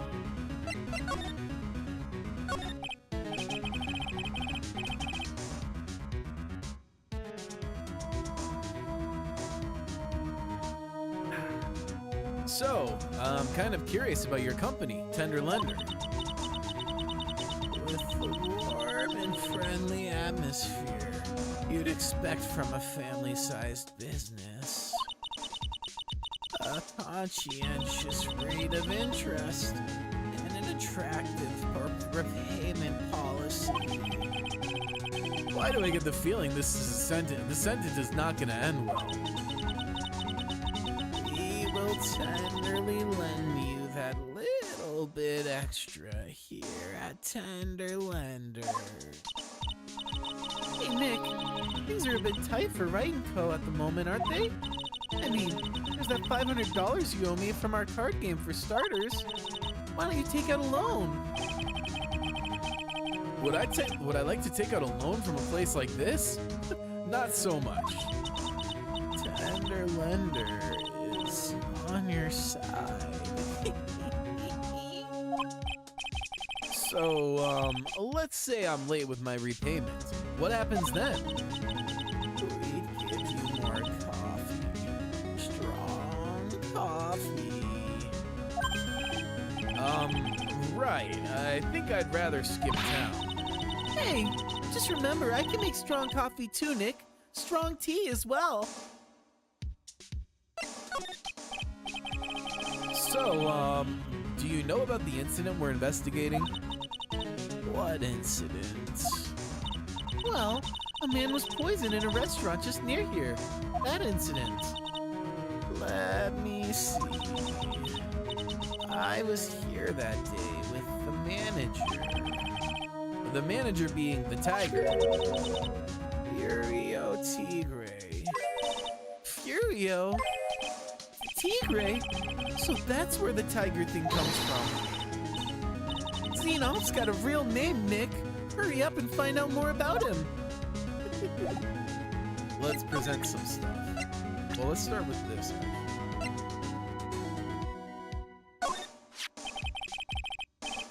Can I ask you about the tiger? I mean, Mr. Tigre?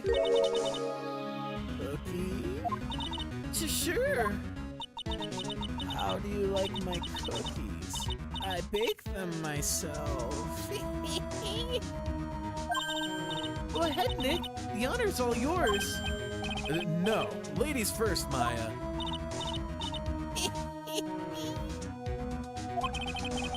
No matter how much I look at this, I just don't get it.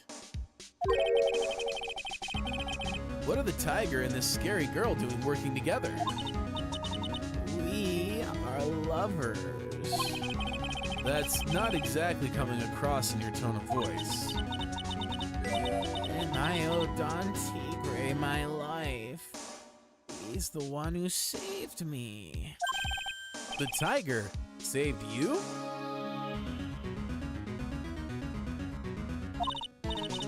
Please address him properly as Don Tigre. Otherwise, I'll have to. Okay, Don Tigre, of course. I'm sorry. He saved her life. I'd sure like to know what happened. Oh yeah, Furio Tigre, Furious Tiger, yeah.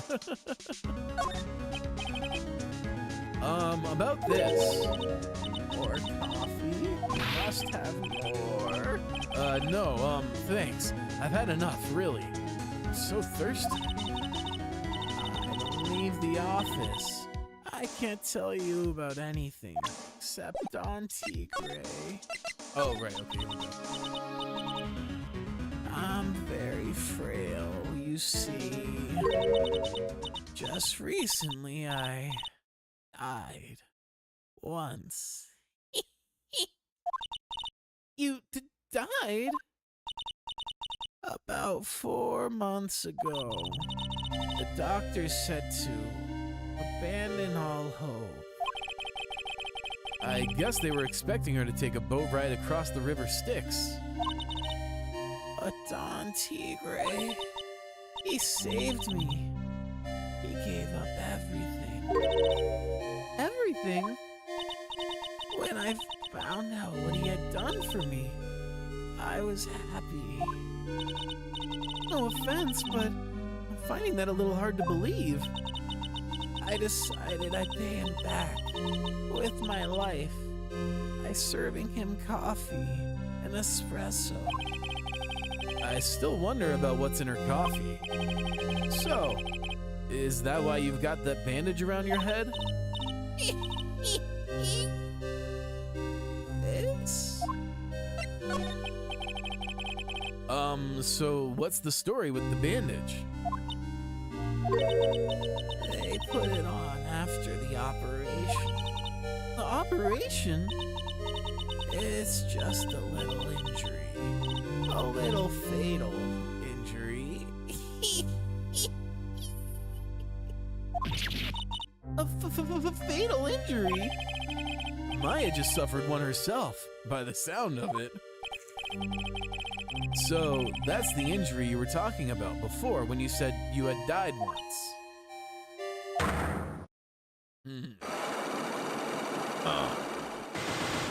Oh, shit. We got that quad lock. Uh-oh. She really creeps me out, Nick. Same here. We've got to find out the truth. All right, let's save. Let's see if we can do this. Take that!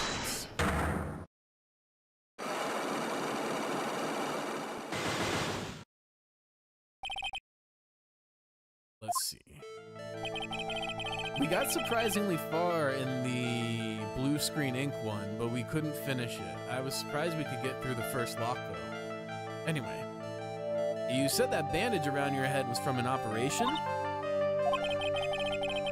You also said you suffered a fatal injury to your head, correct? Yes. The operation was very difficult, apparently. Now, by fatal injury, You mean you were hurt very badly somehow, right?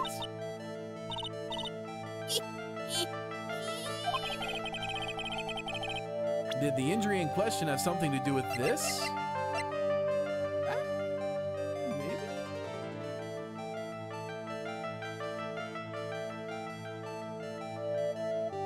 Actually, maybe. We definitely can't solve the rest of this, I don't think. But let me try this. I'm just curious. Take that! Well, donuts? Yeah, okay. No, it did not have anything to do with that.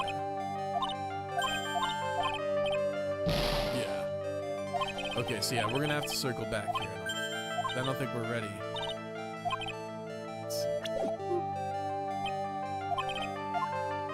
Alright, so let's see. What next? Oh.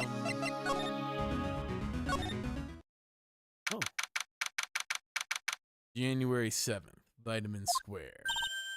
There he is! Old Seedy's back to feeding the pigeons again.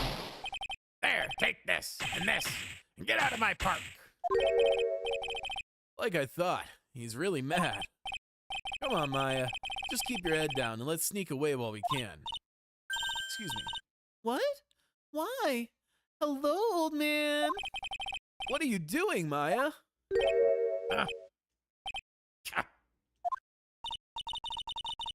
Hey, he just turned his back on us. I'm not surprised. I bet I really hurt his pride in court this morning. Hey, Mr. Kudo. Pigeon. Is he supposed to be... Because he mentioned a pigeon song in court. Are those hums supposed to be like...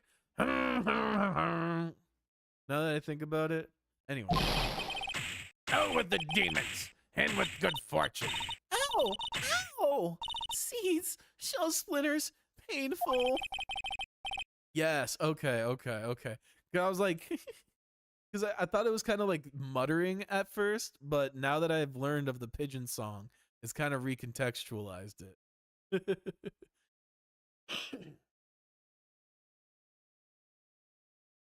I always knew you were a demon, Maya. Damn. Let's see, is he gonna talk? I'm sorry about what happened in court earlier today. Everyone will be talking about me behind my back now. Dirty old man who was so busy looking at the serving girl's backside that he can't remember her face. A filthy, depraved animal. Not at all. Are you listening to me, boy? I don't care what you say. I saw that waitress put it in. She put some white powder into the young lad's Javachino. We hear you. And another thing. The young layabout was wearing an earpiece on the same side as the lens of his broken spectacles. We're really sorry. So I made a little mistake about the face. So what? I know what I saw. I tell you. Okay, take it easy, please, Mr. Kudo. Don't tell me to take it easy, you spiky-haired brat. Take this.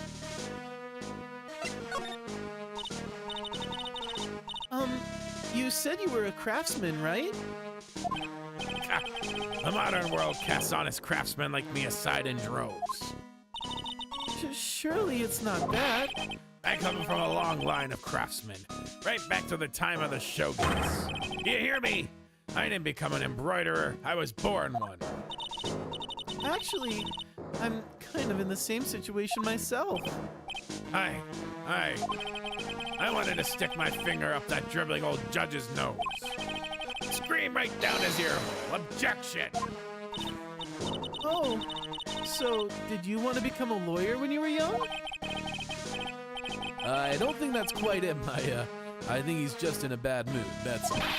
I've got a tsunami of frustration inside, and it's ready to burst out. If we let him start rambling now, we might never shut him up. What should I do? Oh, damn. Oh, damn. Oh, yeah, I wanted to show you what Tigre is like in the anime. Short clip. Bet. Let's take a little gander here.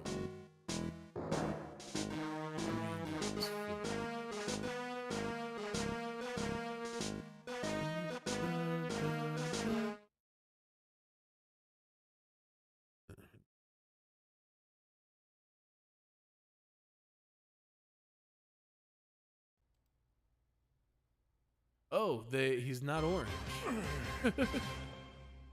ではこれにて閉廷。やったね、なるほどくん。判決は次の裁判に持ち越し。まこちゃんも喜んでたね。だけど問題は2つの矛盾をどう解決するかだ。お、なんだこれ、ボロボロじゃないか。勝手にそのバイク触んなよ兄ちゃん。お手繰りこかし回してさらにこれしばき倒されて。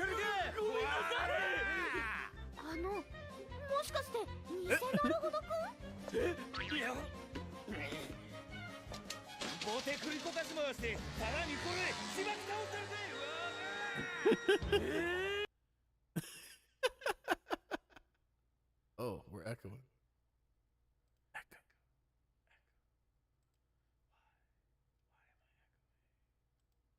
Weird. Doesn't do it there, but here. Oh, well, whatever. Anyway. Check. Okay, good.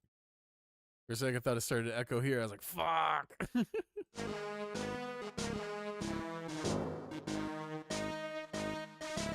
All right, let's see. I feel like we should suck it up because any information could be helpful, you know? That's kind of what I was thinking. Guess I'd better let him talk. So, there's not much call for craftsmen these days. Of course not, you idiot. All I'm good for nowadays is running errands. Errands? Everyone takes advantage of the elderly. Buy some bread, Gramps. Take the dog for a walk, Granddad. Feed the pigeons, old man. What am I? Some sort of 2-bit community handyman? Well... Buy some bread. Now that I can understand. What's the point of feeding some seedy pigeons? Why don't people say what they mean? Get lost, that's what they're trying to say. Oh yes, I'm just an inconvenience, you see? At home, at that restaurant, I just get in the way, don't I? I'm sure you don't. Wait a minute. What did he just say?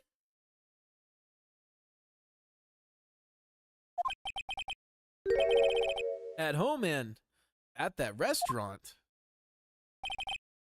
Hold up. By restaurant, are you talking about Très Bien? Did you get asked to run an errand there too? Yes, I did.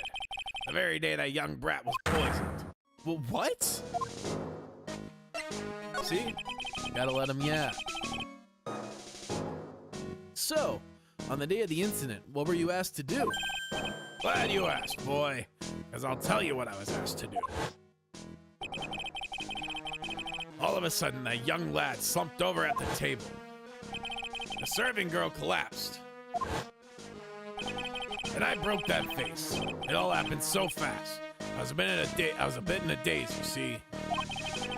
Then the owner shouted over to me. Excusez-moi, you call la police? Call them yourselves. I should have said back. I didn't think of it at the time. So, did you end up calling the police? Like I said, I was in a bit of a daze. Did you call them on your cell phone? Ah, do I look like I'd have one of those newfangled thingamajigs? I went out looking for a payphone, of course. You went looking for one? Couldn't find one right away, you know? Wandered around for 5 minutes or so. But 5 minutes? So, for 5 minutes after the incident happened... Yes, sir. The owner was at Très Bien on his own. Why didn't you mention this in the court this morning? Well, I would have if you'd given me the chance. But you all bullied me out of the courtroom. Thank you, Mr. Godot. You've certainly earned your kudos for today. Wait a minute. If that's the case, there's one more. There's more I've got to say. Oh yes, I remembered something else.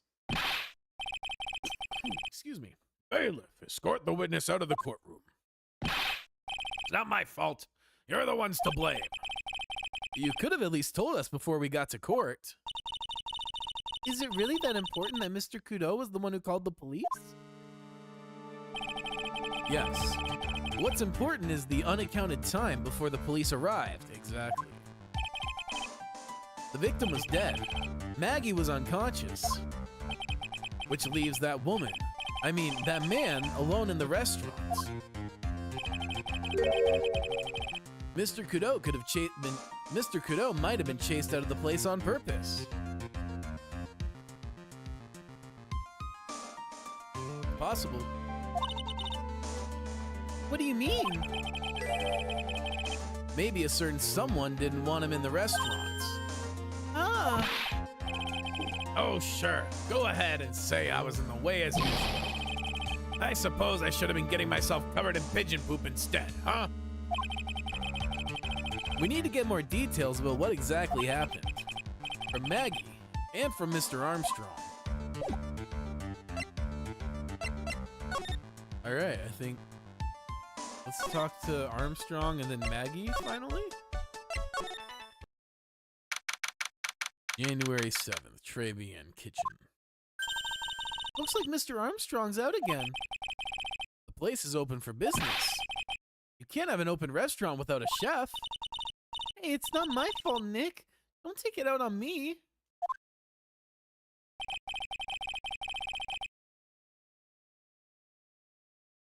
Sucks, sorry.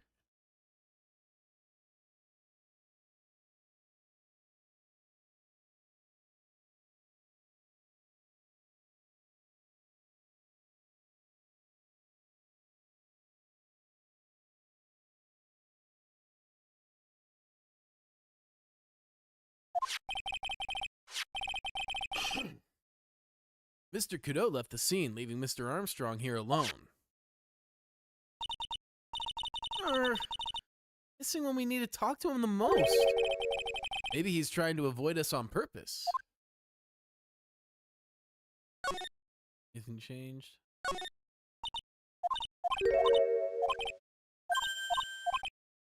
No, that's the same.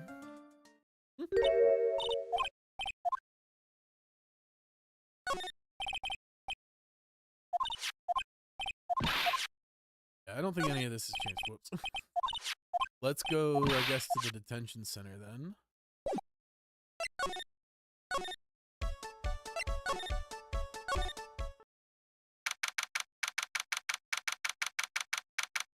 January 7th, detention center visitors room. Oh, Mr. Wright! Hello, Maggie. So they finished questioning you? Wasn't it just unbelievable in court today, sir? I'm gonna stay up all night and blog about everything that happened. Weren't you scared? It was pretty touch and go in there. Yeah, but you totally nailed that old man. Well, he was all over the place with his testimony. He's not the only one. Huh? What do you mean? Everyone else's testimonies don't match up either. Not with what I remember of the incident, anyway. Is it possible she's the one misremembering things? Nah. Maggie, you know how you said that everyone else provided testimony that doesn't match up with what you remember? Yep. There are just so many things that don't seem to add up. The biggest contradiction is the other guy I saw at the victim's table. He was the one who slipped something into the victim's coffee. I'm sure it was him. But Mr. Godot didn't testify earlier today. That it was the waitress who put in some white powder into the coffee cup. Right. So you really think it was this disappearing man that did it? Well, he's not the only thing that's disappeared. The CD vanished as well. You know, the CD with the writing on it? Oh yeah, the MC Screwdriver album, right? It was MC Bomber, Maya. That name was scrawled on the sports paper as well. They never did find that CD at the crime scene, sir. Or the victim's medication. That's gone missing too. Ouch, my head.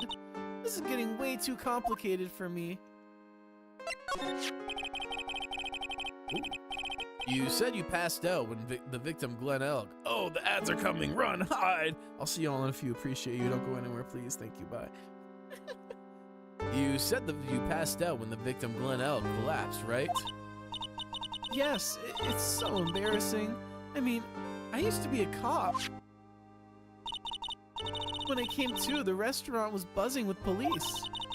And before I knew what was going on, they arrested me, sir. So between the time the victim collapsed and the time the police arrived on the scene, you have no idea what went on at Très Bien? No, no idea at all. Why, is it important, Mr. Wright? The other witness told the old man from the park was pretty much chased out of the picture.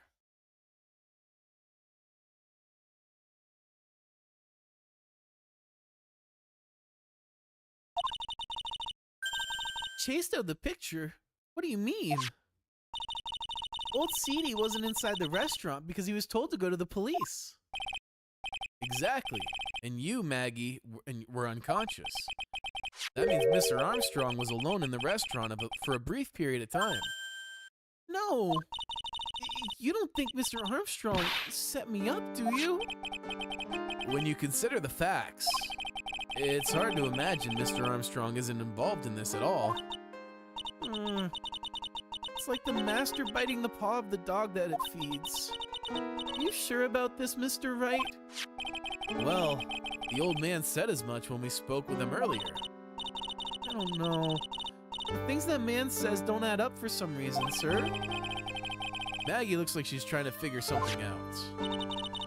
Maybe we should ask Maggie exactly what she knows about old Seedy. Yeah, I'm sure we got plenty of stuff we can present to Maggie at this point.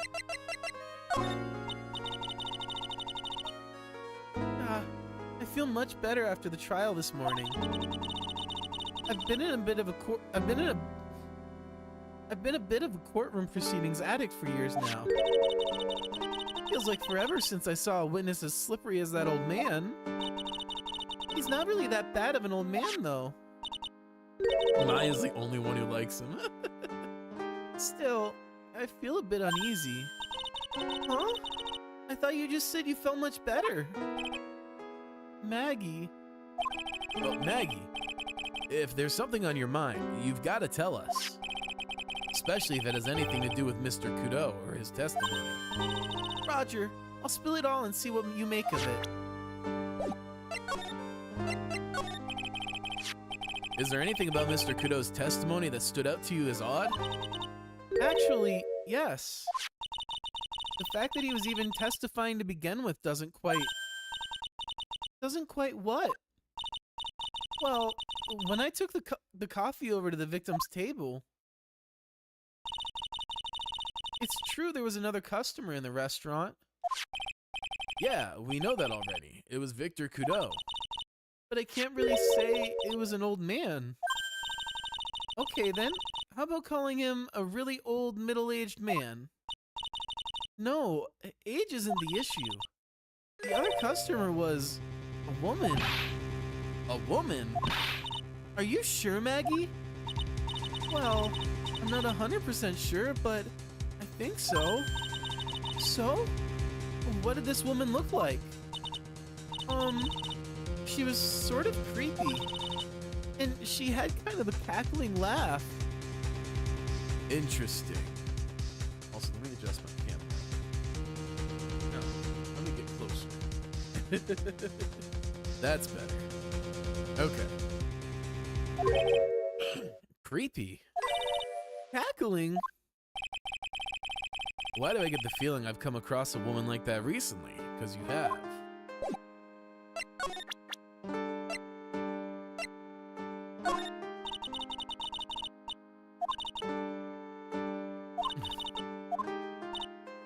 Okay, so you don't recognize her. How about him? Okay. Holy smokes! That's him! Huh? That's your phony, Mr. Wright. Just look at how ridiculous suntan. For the record, I'm not sunburned like an over-dried tomato, so I don't know how. He told me he'd been on a business trip to Hawaii, and that's where he got the tan. I'm not hearing this. Okay, so we confirm that he's the phony.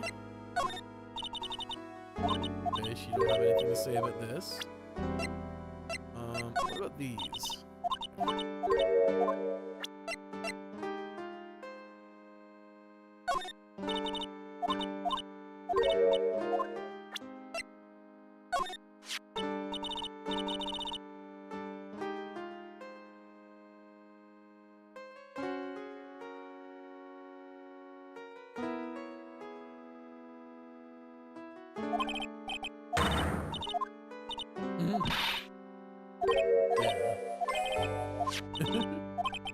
so let's just give her this. Oh, yeah. I've got something you're gonna love. Really? What is it? A lunchbox just for you. Here. Wow, a lunchbox. Weenies, too. I can't believe it. Thank you, sir. Did you make this just for me, Mr. Wright? Nah, it was Detective Gumshoe. Who else would make such a nice lunchbox for you? Detective Gumshoe?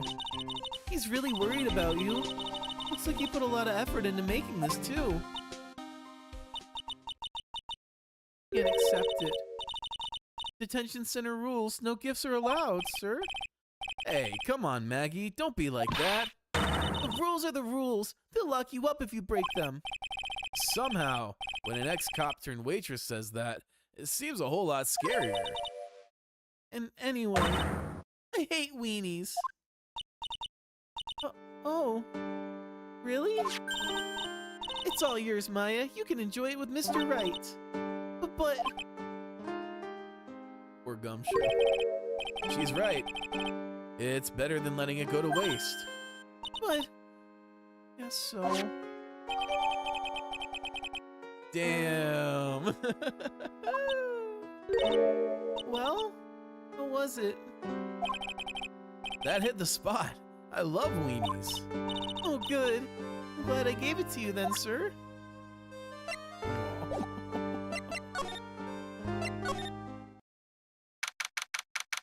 January 7th, Police Station, Criminal Affairs Department. The main server just went up in smoke. Why the heck is the press conference set up yet? The superintendent's here already. Yeah, and there's a problem with the internet, too. I already told you to stop using your computer, Chief. But I'm watching videos online. I'm catching up on my Asian soap operas. We might be done with this case tomorrow, actually. Yeah. I think tomorrow I could probably, because it's going to be like 2-part investigation, I assume. Probably just knock that out in one sesh. And then Thursday, Friday, I can try to knock out case 4. Because I'd like to finish case 4 by the end of this week. And just dedicate next week to case 5. So hopefully, 2-part trial. Yeah. So we'll do both parts of the trial, and then case 4 will be Thursday, Friday. It's gonna have to wait, Chief. I'm throwing the switch. No! Just when some young guy. That's too good. It's like 3 hours, maybe 3.5 at worst. Oh, damn. Okay. So then we'll probably just do Thursday for that, and then figure something out to do Friday. Maybe some Rewind 99 or some Drawing and Tea, maybe both. But anyway, that sounds good then. And then Monday we'll start case 5, the finale of this whole trilogy. Pretty wild. Some young guy was about to confess to his girlfriend. Wow, this place is really buzzing. Something must be going down. Something really big. Huh? What are you doing here, pal? Detective Gumshoe. Yous can't be here right now. You'll be roped into the briefing if you stay. Huh? We got big problems here today. I will say case 5 is the longest. I think there's a section where it's 3 trial sections. Wow. Anyway, you might want to lock in for those streams. Yeah. That's why I'm planning to dedicate next week to it. It'll be the whole week. Why? What's going on? It's a virus. A virus? There's a virus ripping through the precinct's computer system. But I really need to ask you some questions. Okay, I'm only gonna say this once, so listen up. Yes? No matter how poor you get, never borrow money from a place like this. You hear? Okay. If you got money trouble, just go on a diet of instant noodles and hang in there. Honestly, sound advice. We're not thinking about borrowing money, Detective. We want information. Oh, is that all? Well, let's see. Then the lender is considered to be even fishier than those average illegal loan sharks. And it seems they ran into trouble recently. Those guys have been pretty heavy-handed, calling in all their debts. Really? Don't go poking your nose around in their business, pal. You'll really regret it if you upset that lady. All right, I get the picture. Hey, wait a minute. What did he just say? That lady. Who's this lady he's talking about, Nick? We better find out what the story is with this lady. So what exactly is a computer virus, Detective Gumshoe? I don't know. What? Look, I just go with the flow, all right, pal? And here I thought the detectives were supposed to be somewhat knowledgeable. What's with that face, pal? You think you know what a virus is? Well, Nick, do you? A computer virus? Sure, I mean, only in simple terms, of course. Really? Wow, you know everything, Professor Nick. Yeah, I'm gonna call you Dr. Wright from now on. Hey, that sounds pretty cool, don't you agree? Dr. Wright. Why do I get the feeling they're making fun of me? Okay, fine. I'm no expert, but at least I can explain the basics for the two of you. Oops, fuck. Always misclicking. Alright, here we go. Come on. A virus is a program that gets inside a computer and causes damage. Damage? You mean it makes the machine go boom and explode? No, the damage is, well, it's all internal. So the inside goes boom, right? Imagine all the case data you've got stored on your PCs here in the station. A virus could wipe out all that. And that's the kind of damage I'm talking about. Whoa, that's scary. Yeah, and what's even more scary is that viruses are infectious. Infectious? Most computers are connected together on a network, right? A virus can move from one machine to another over the network. So the virus just keeps spreading faster and faster. Huh. Just like a real virus, huh? But Nick, why would anyone want to make a program like that? Yeah, it takes ages to type in all that data. Why would you want to destroy it, pal? No. People don't infect their own machines. They send the virus to someone else. What? That's horrible. Oh, I get it. It's like you sneezing on Mr. Godot so he catches a cold. Right. Then he wouldn't be able to turn up in court because he'd be too sick. You really shouldn't do stuff like that, Nick. It's wrong. Who? What? Where? When and why did the conversation jump to talking about me? Anyway, that's what a computer virus is. A bad program that causes damage. And all the different viruses have names, right? Kinda feel like I've heard the name of the virus we caught somewhere before. The name of the virus, huh? I feel like I've heard of it before, too.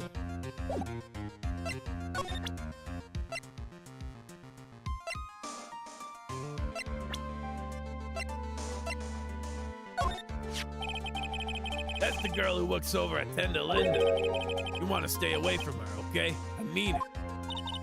She does look kind of unforgiving, doesn't she? That should be the least of your worries, pal. What's that supposed to mean? What could be worse? Her name's Viola Cadaverini. She's the only granddaughter of Bruto Cadaverini. Bruto Cadaverini? Do you know who that is, Nick? Never heard of him. Bruto Cadaverini's the boss of the Cadaverini family. The Cadaverinis? That's one scary sounding name. We can't touch them. They're way too powerful for the police. But you're thinking of taking them on, aren't you? No, I don't remember ever saying I was going to. I better get some more info out of Gumshoe about this family. I'm not sure if I really want to get involved in this, but who are the Cadaverinis? Who are they? Scary bunch of people, that's who.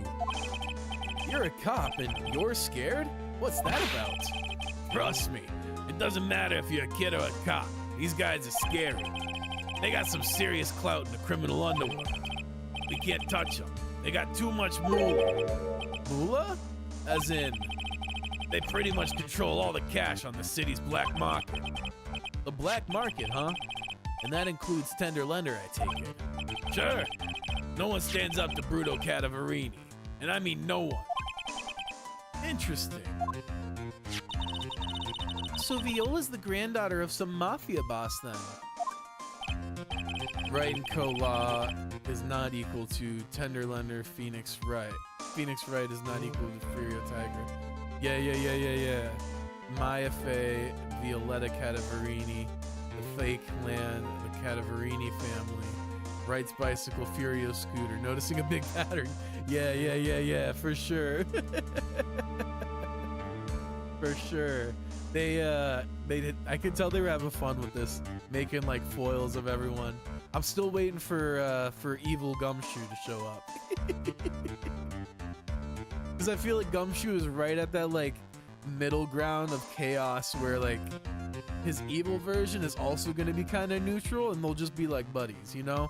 That's my favorite trope, is when you get like when like two clones meet each other and you're expecting one to be evil and then they're just like, hey.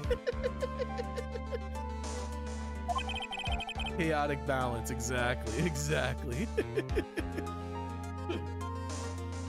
She means everything to him. So, how did she end up at Tender Lender? I don't know, pal. But I heard she and the boss of Tender Lender are pretty tight. Tight? That's what it said in a file I read related to Maggie's case. Sounds like a pretty important clue.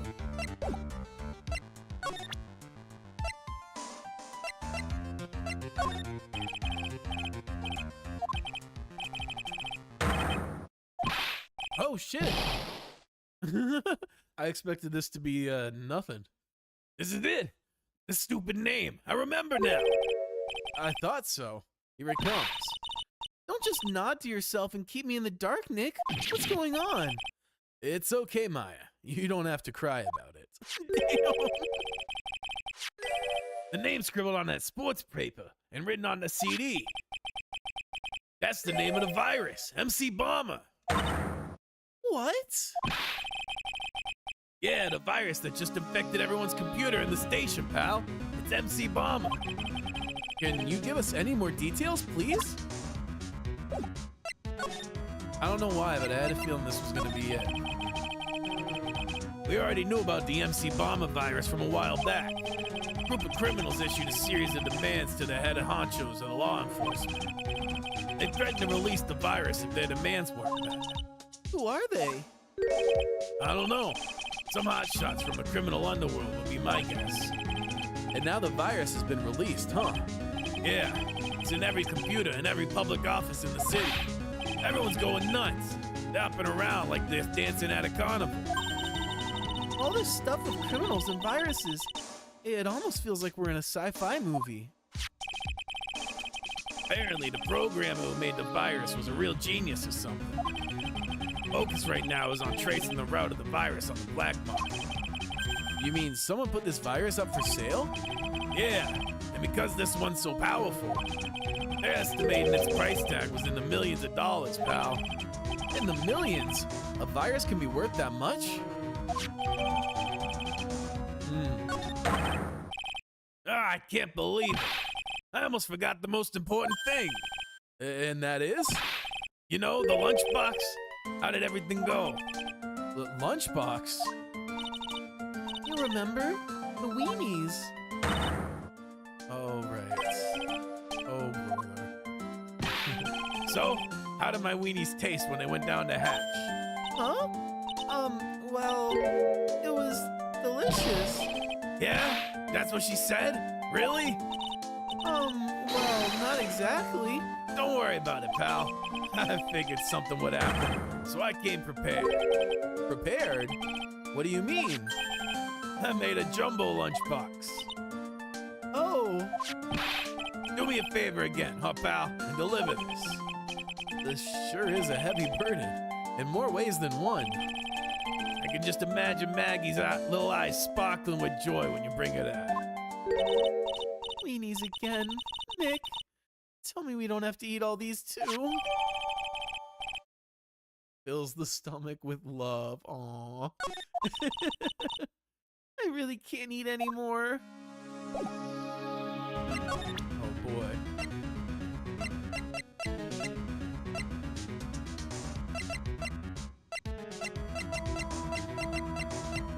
Wow, we have a lot of evidence.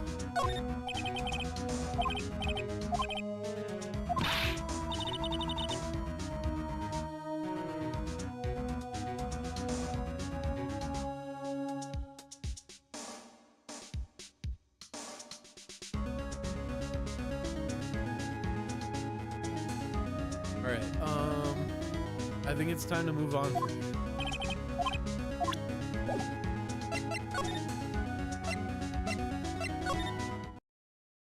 Yeah, Maggie's gone. Can't give her the weenies. Oh, cool. Let's go here.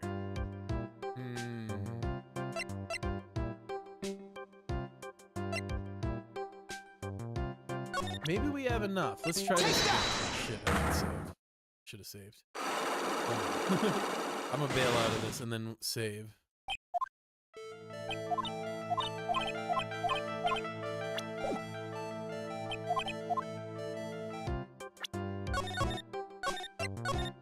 I don't know. It's been way too long since I saved. I'll put it that way. All right, here we go.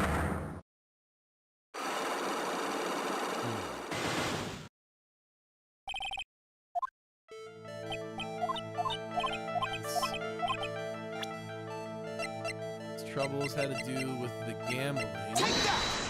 That was pretty straightforward. And we needed to present the lotto tickets.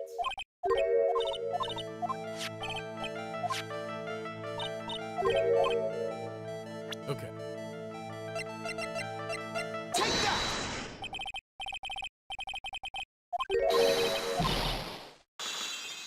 Alright. Did have a gambling habit. You good people must not follow his example, do you understand? Trust me, even if I wanted to, I don't exactly have the money to buy any. But if you win, there's no problem, is there? And Glenn had a winning ticket, didn't he? For $500,000. Yeah, but it's hard to imagine how he could have been in trouble then, isn't it?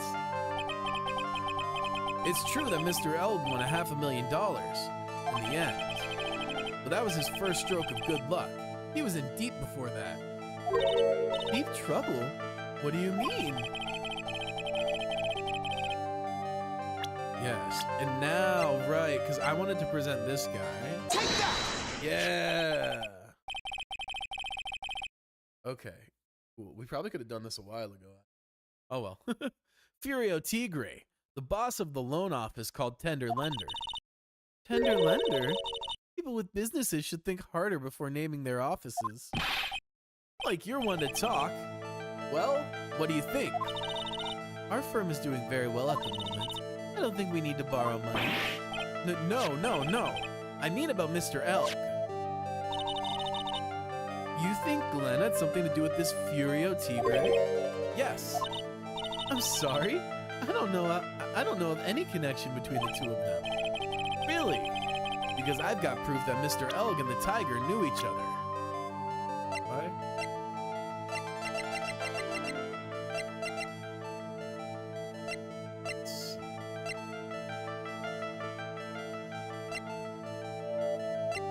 Is it this?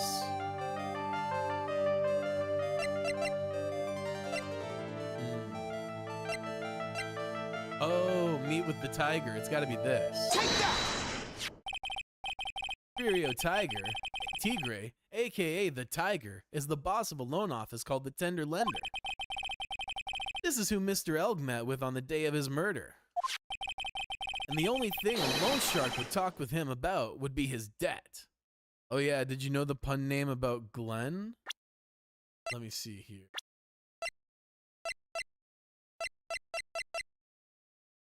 Glenn Elg. It's the same name backwards. Is that what? But I'm not sure what the pun is beyond that. Glenn Elg.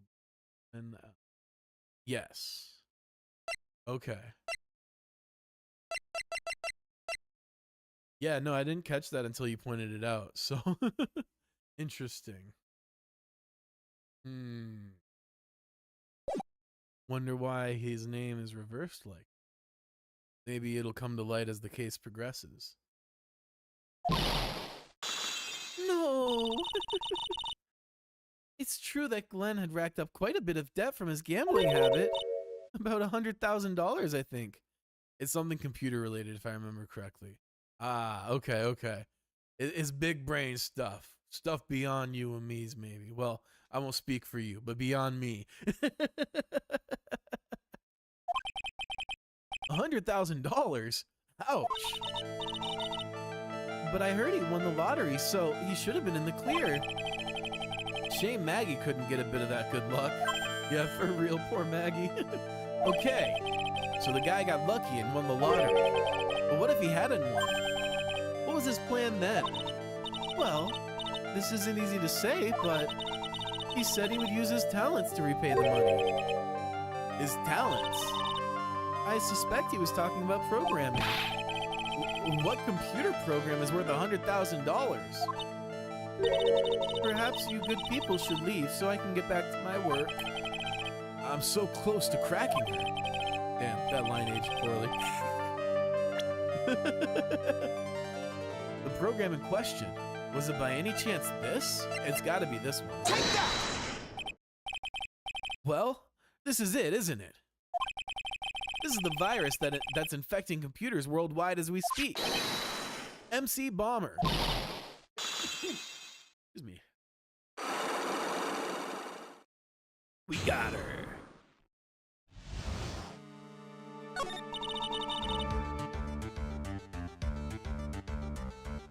Glenn's head had more processing power than any computer, but it had been infected with the gambling virus.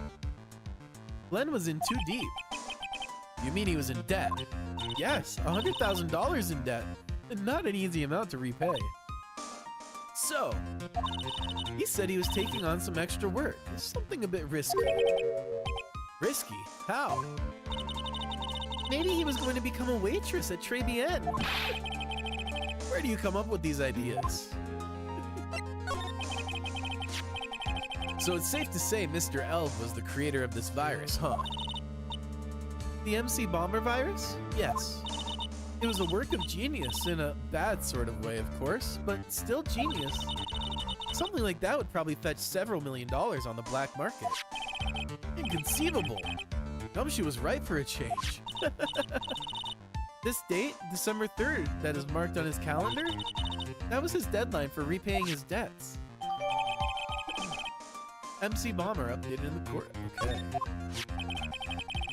I guess we won't be needing these horse racing tickets anymore. Use the trash can, Nick! Yeah, for real. You already picked it up. Like, damn, bro. Alright, can we present anything else to you? You want the weenies?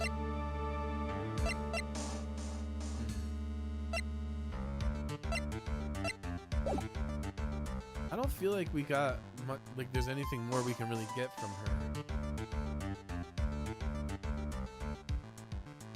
I think it's time to move.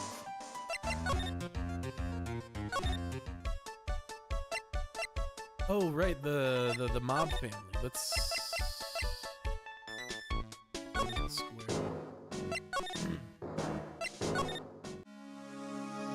Let's see. Are we able to get this one? Let's find out.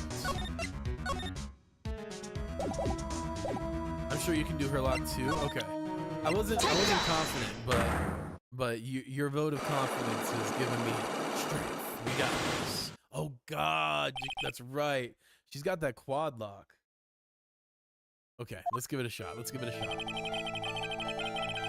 You said that bandage around your head was from an operation?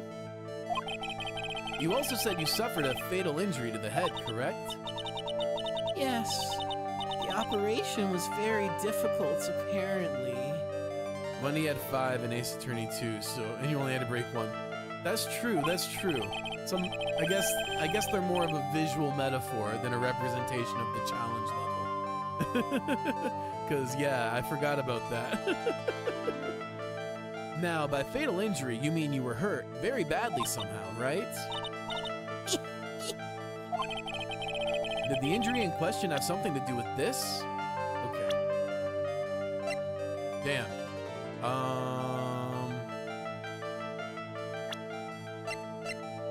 Alright, let's see. Let's see. Ooh. This, right? It's gotta be this.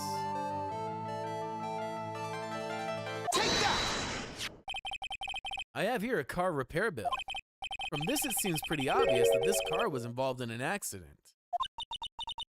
Let me see that.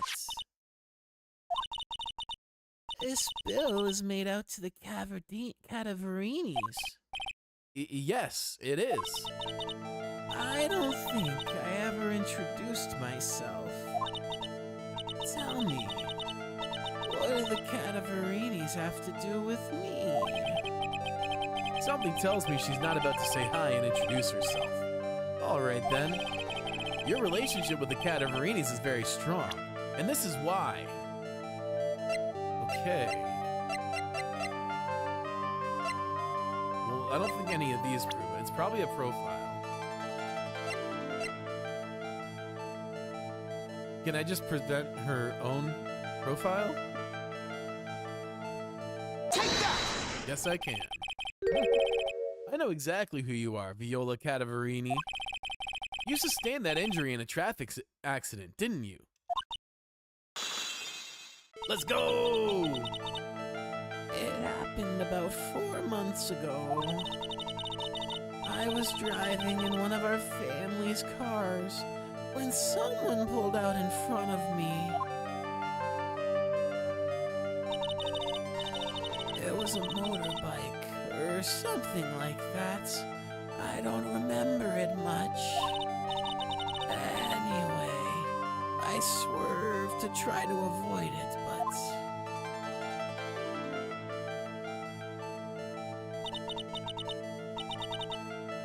I took a blow to the head. A bad one. Yeah, I can imagine. So, what happened to the person on the bike? I'm guessing they didn't get away with the injuring the Viola Cadaverini, right? I don't know what happened to them. They ran away, or so I heard. Ran away? If they'd stayed, I'd have... Is it possible? Could the person who committed the hit and run have been... Yes. Take that! It was this man, wasn't it? He was the cause of your accident. It wasn't Don Tigre. I refuse to believe it. Halfway there. We collided. The motorbike in my car. But Don Tigre isn't injured at all, is he? It was the tiger who caused Viola to crash. I can feel it. Plus, one of her locks just broke, so she must suspect it was him too. I'm sorry, Miss Cadaverini, but I have proof that the tiger was involved in the traffic accident on his bike. Oh boy. Is it just the bike?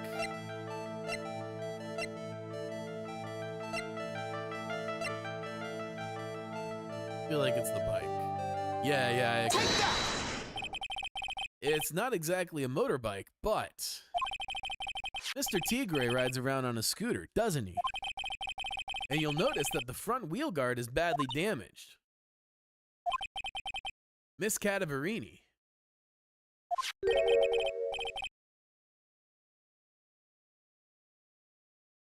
You know the truth, don't you? We got her. This repair bill was paid by Furio Tigre. The Cadaverinis have known for ages who caused the accident, haven't they? It's possible. Perhaps. Somewhere inside me, I know that may be true. I knew it. But Don Tigre still saved my life. The operation was very complicated. It was very, very expensive. How much are we talking? Very,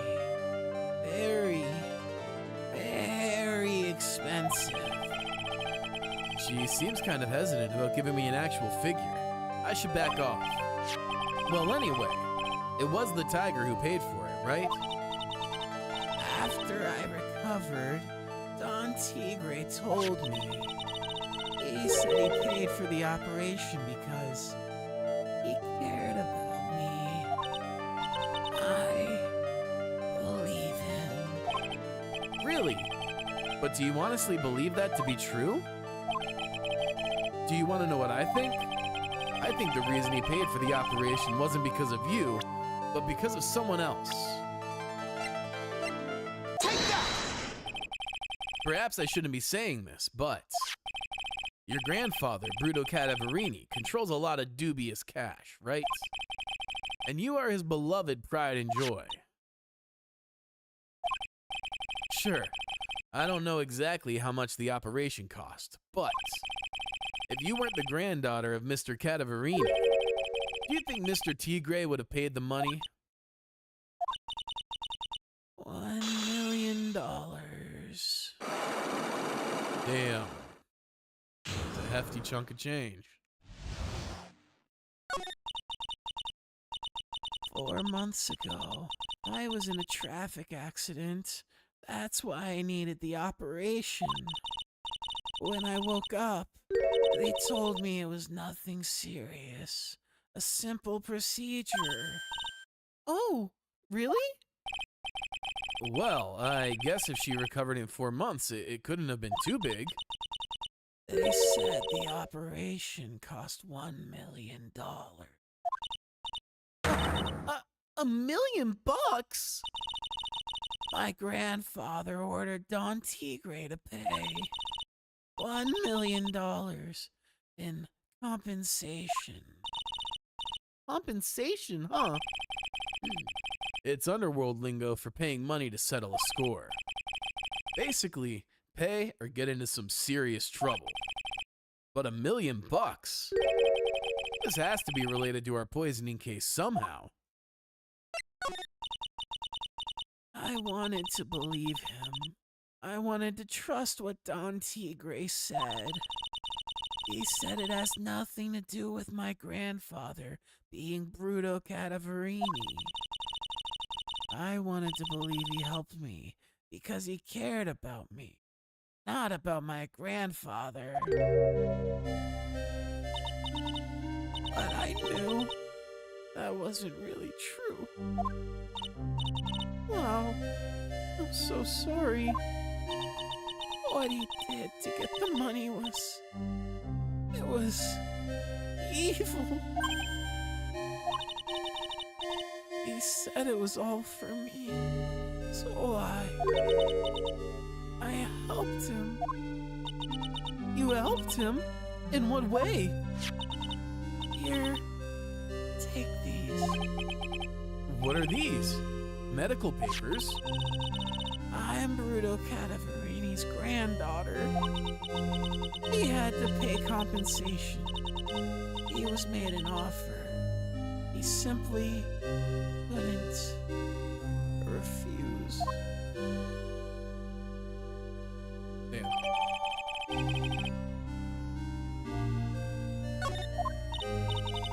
Wow, I feel so bad for Viola. It's inexcusable. Huh? There are two things that I consider inexcusable: poisoning and betrayal. Only a coward would hurt people using either of these tactics. Is everything all right, Nick? We should get going. Right after we finish our espresso. Yeah. I won't need to convince Viola of anything else, so I guess I can get rid of this.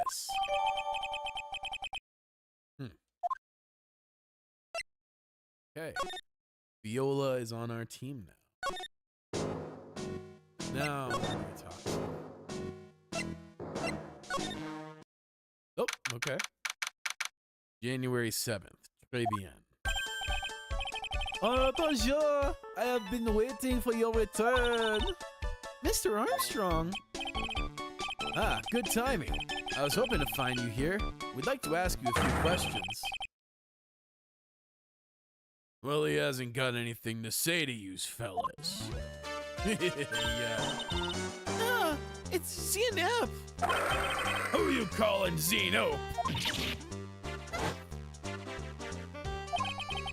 Come out from under the table already, Maya. Okay, hand it over. What? Yous want to play games with me? I don't recommend that. The medical papers, now. Uh-oh. I think he wants Viola Cadaverini's papers back. You mean this? The $1 million medical papers? Miss Cadaverini trusted you. That's why she said that she helped you. Forget about it. That girl's dumber than an eggplant. Yous want to know what's sad? I'll tell yous what's sad. And it ain't only her face. She thinks she got power because she's Bruto's little girl. Now that's sad. I can't let you have these papers. Tomorrow in court, I'm going to expose what you did to get the $1 million you used to pay this off. Are you crazy or something? I don't care if you want to give it to me or not. There's 2 of us here. You got that? 2.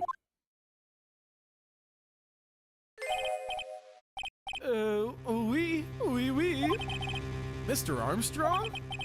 Forgive me, désolé. I cannot argue with him.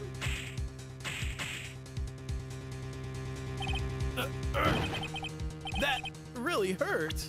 Let me look at this real quick before it gets taken from me. Oh, okay. Is that all you's got? I'll be taking those papers now. Armstrong, get that lighter. Well, wait. Don't take it too hard, Phoenix Wright. That was so stupid. I shouldn't have let my guard down. Yeah, for real. Those medical papers were vital evidence. Hold it, pal. Yes! Gumshoe! Detective Gumshoe? Detective! You thinks he's gonna stop me, copper? Beat it! Wah! Whoa! Come on, Gumshoe, keep it together. Yous guys, get out of here. Leave this guy to me. But Go, pal. Take this. If you get hurt, who's gonna look after Maggie, huh? all right. Thanks, Gumshoe. Wait, Nick, don't leave me behind. Gumshoe. I'll get even with that guy tomorrow in court. Tender Lender is going down. Hell yes. Oh, that was a hype ending for that section. Gumshoe the hero, as always. Alrighty. Now is trial time. So we will... Screen. Next stream will be hype. Yes, yes. 11 o'clock tomorrow, we will jump in, PST. We will jump in and knock out the rest of this case.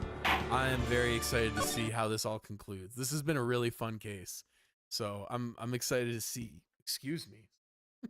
I'm excited to see how it all comes to a head. Also, this has been such a Gumshoe-centric episode. Objection! And I love that so much. Like, I love how much Gumshoe we're getting. But anyway, I'm excited to see how it all comes to an end. We'll do that tomorrow.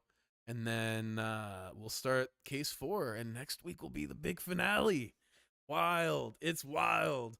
But I appreciate you so much. You'll see Gumshoe more in investigations too. Hell yeah. He's a partner. Sick, sick. So we'll wrap that up for tomorrow. I look forward to seeing y'all again. And until next time, peace.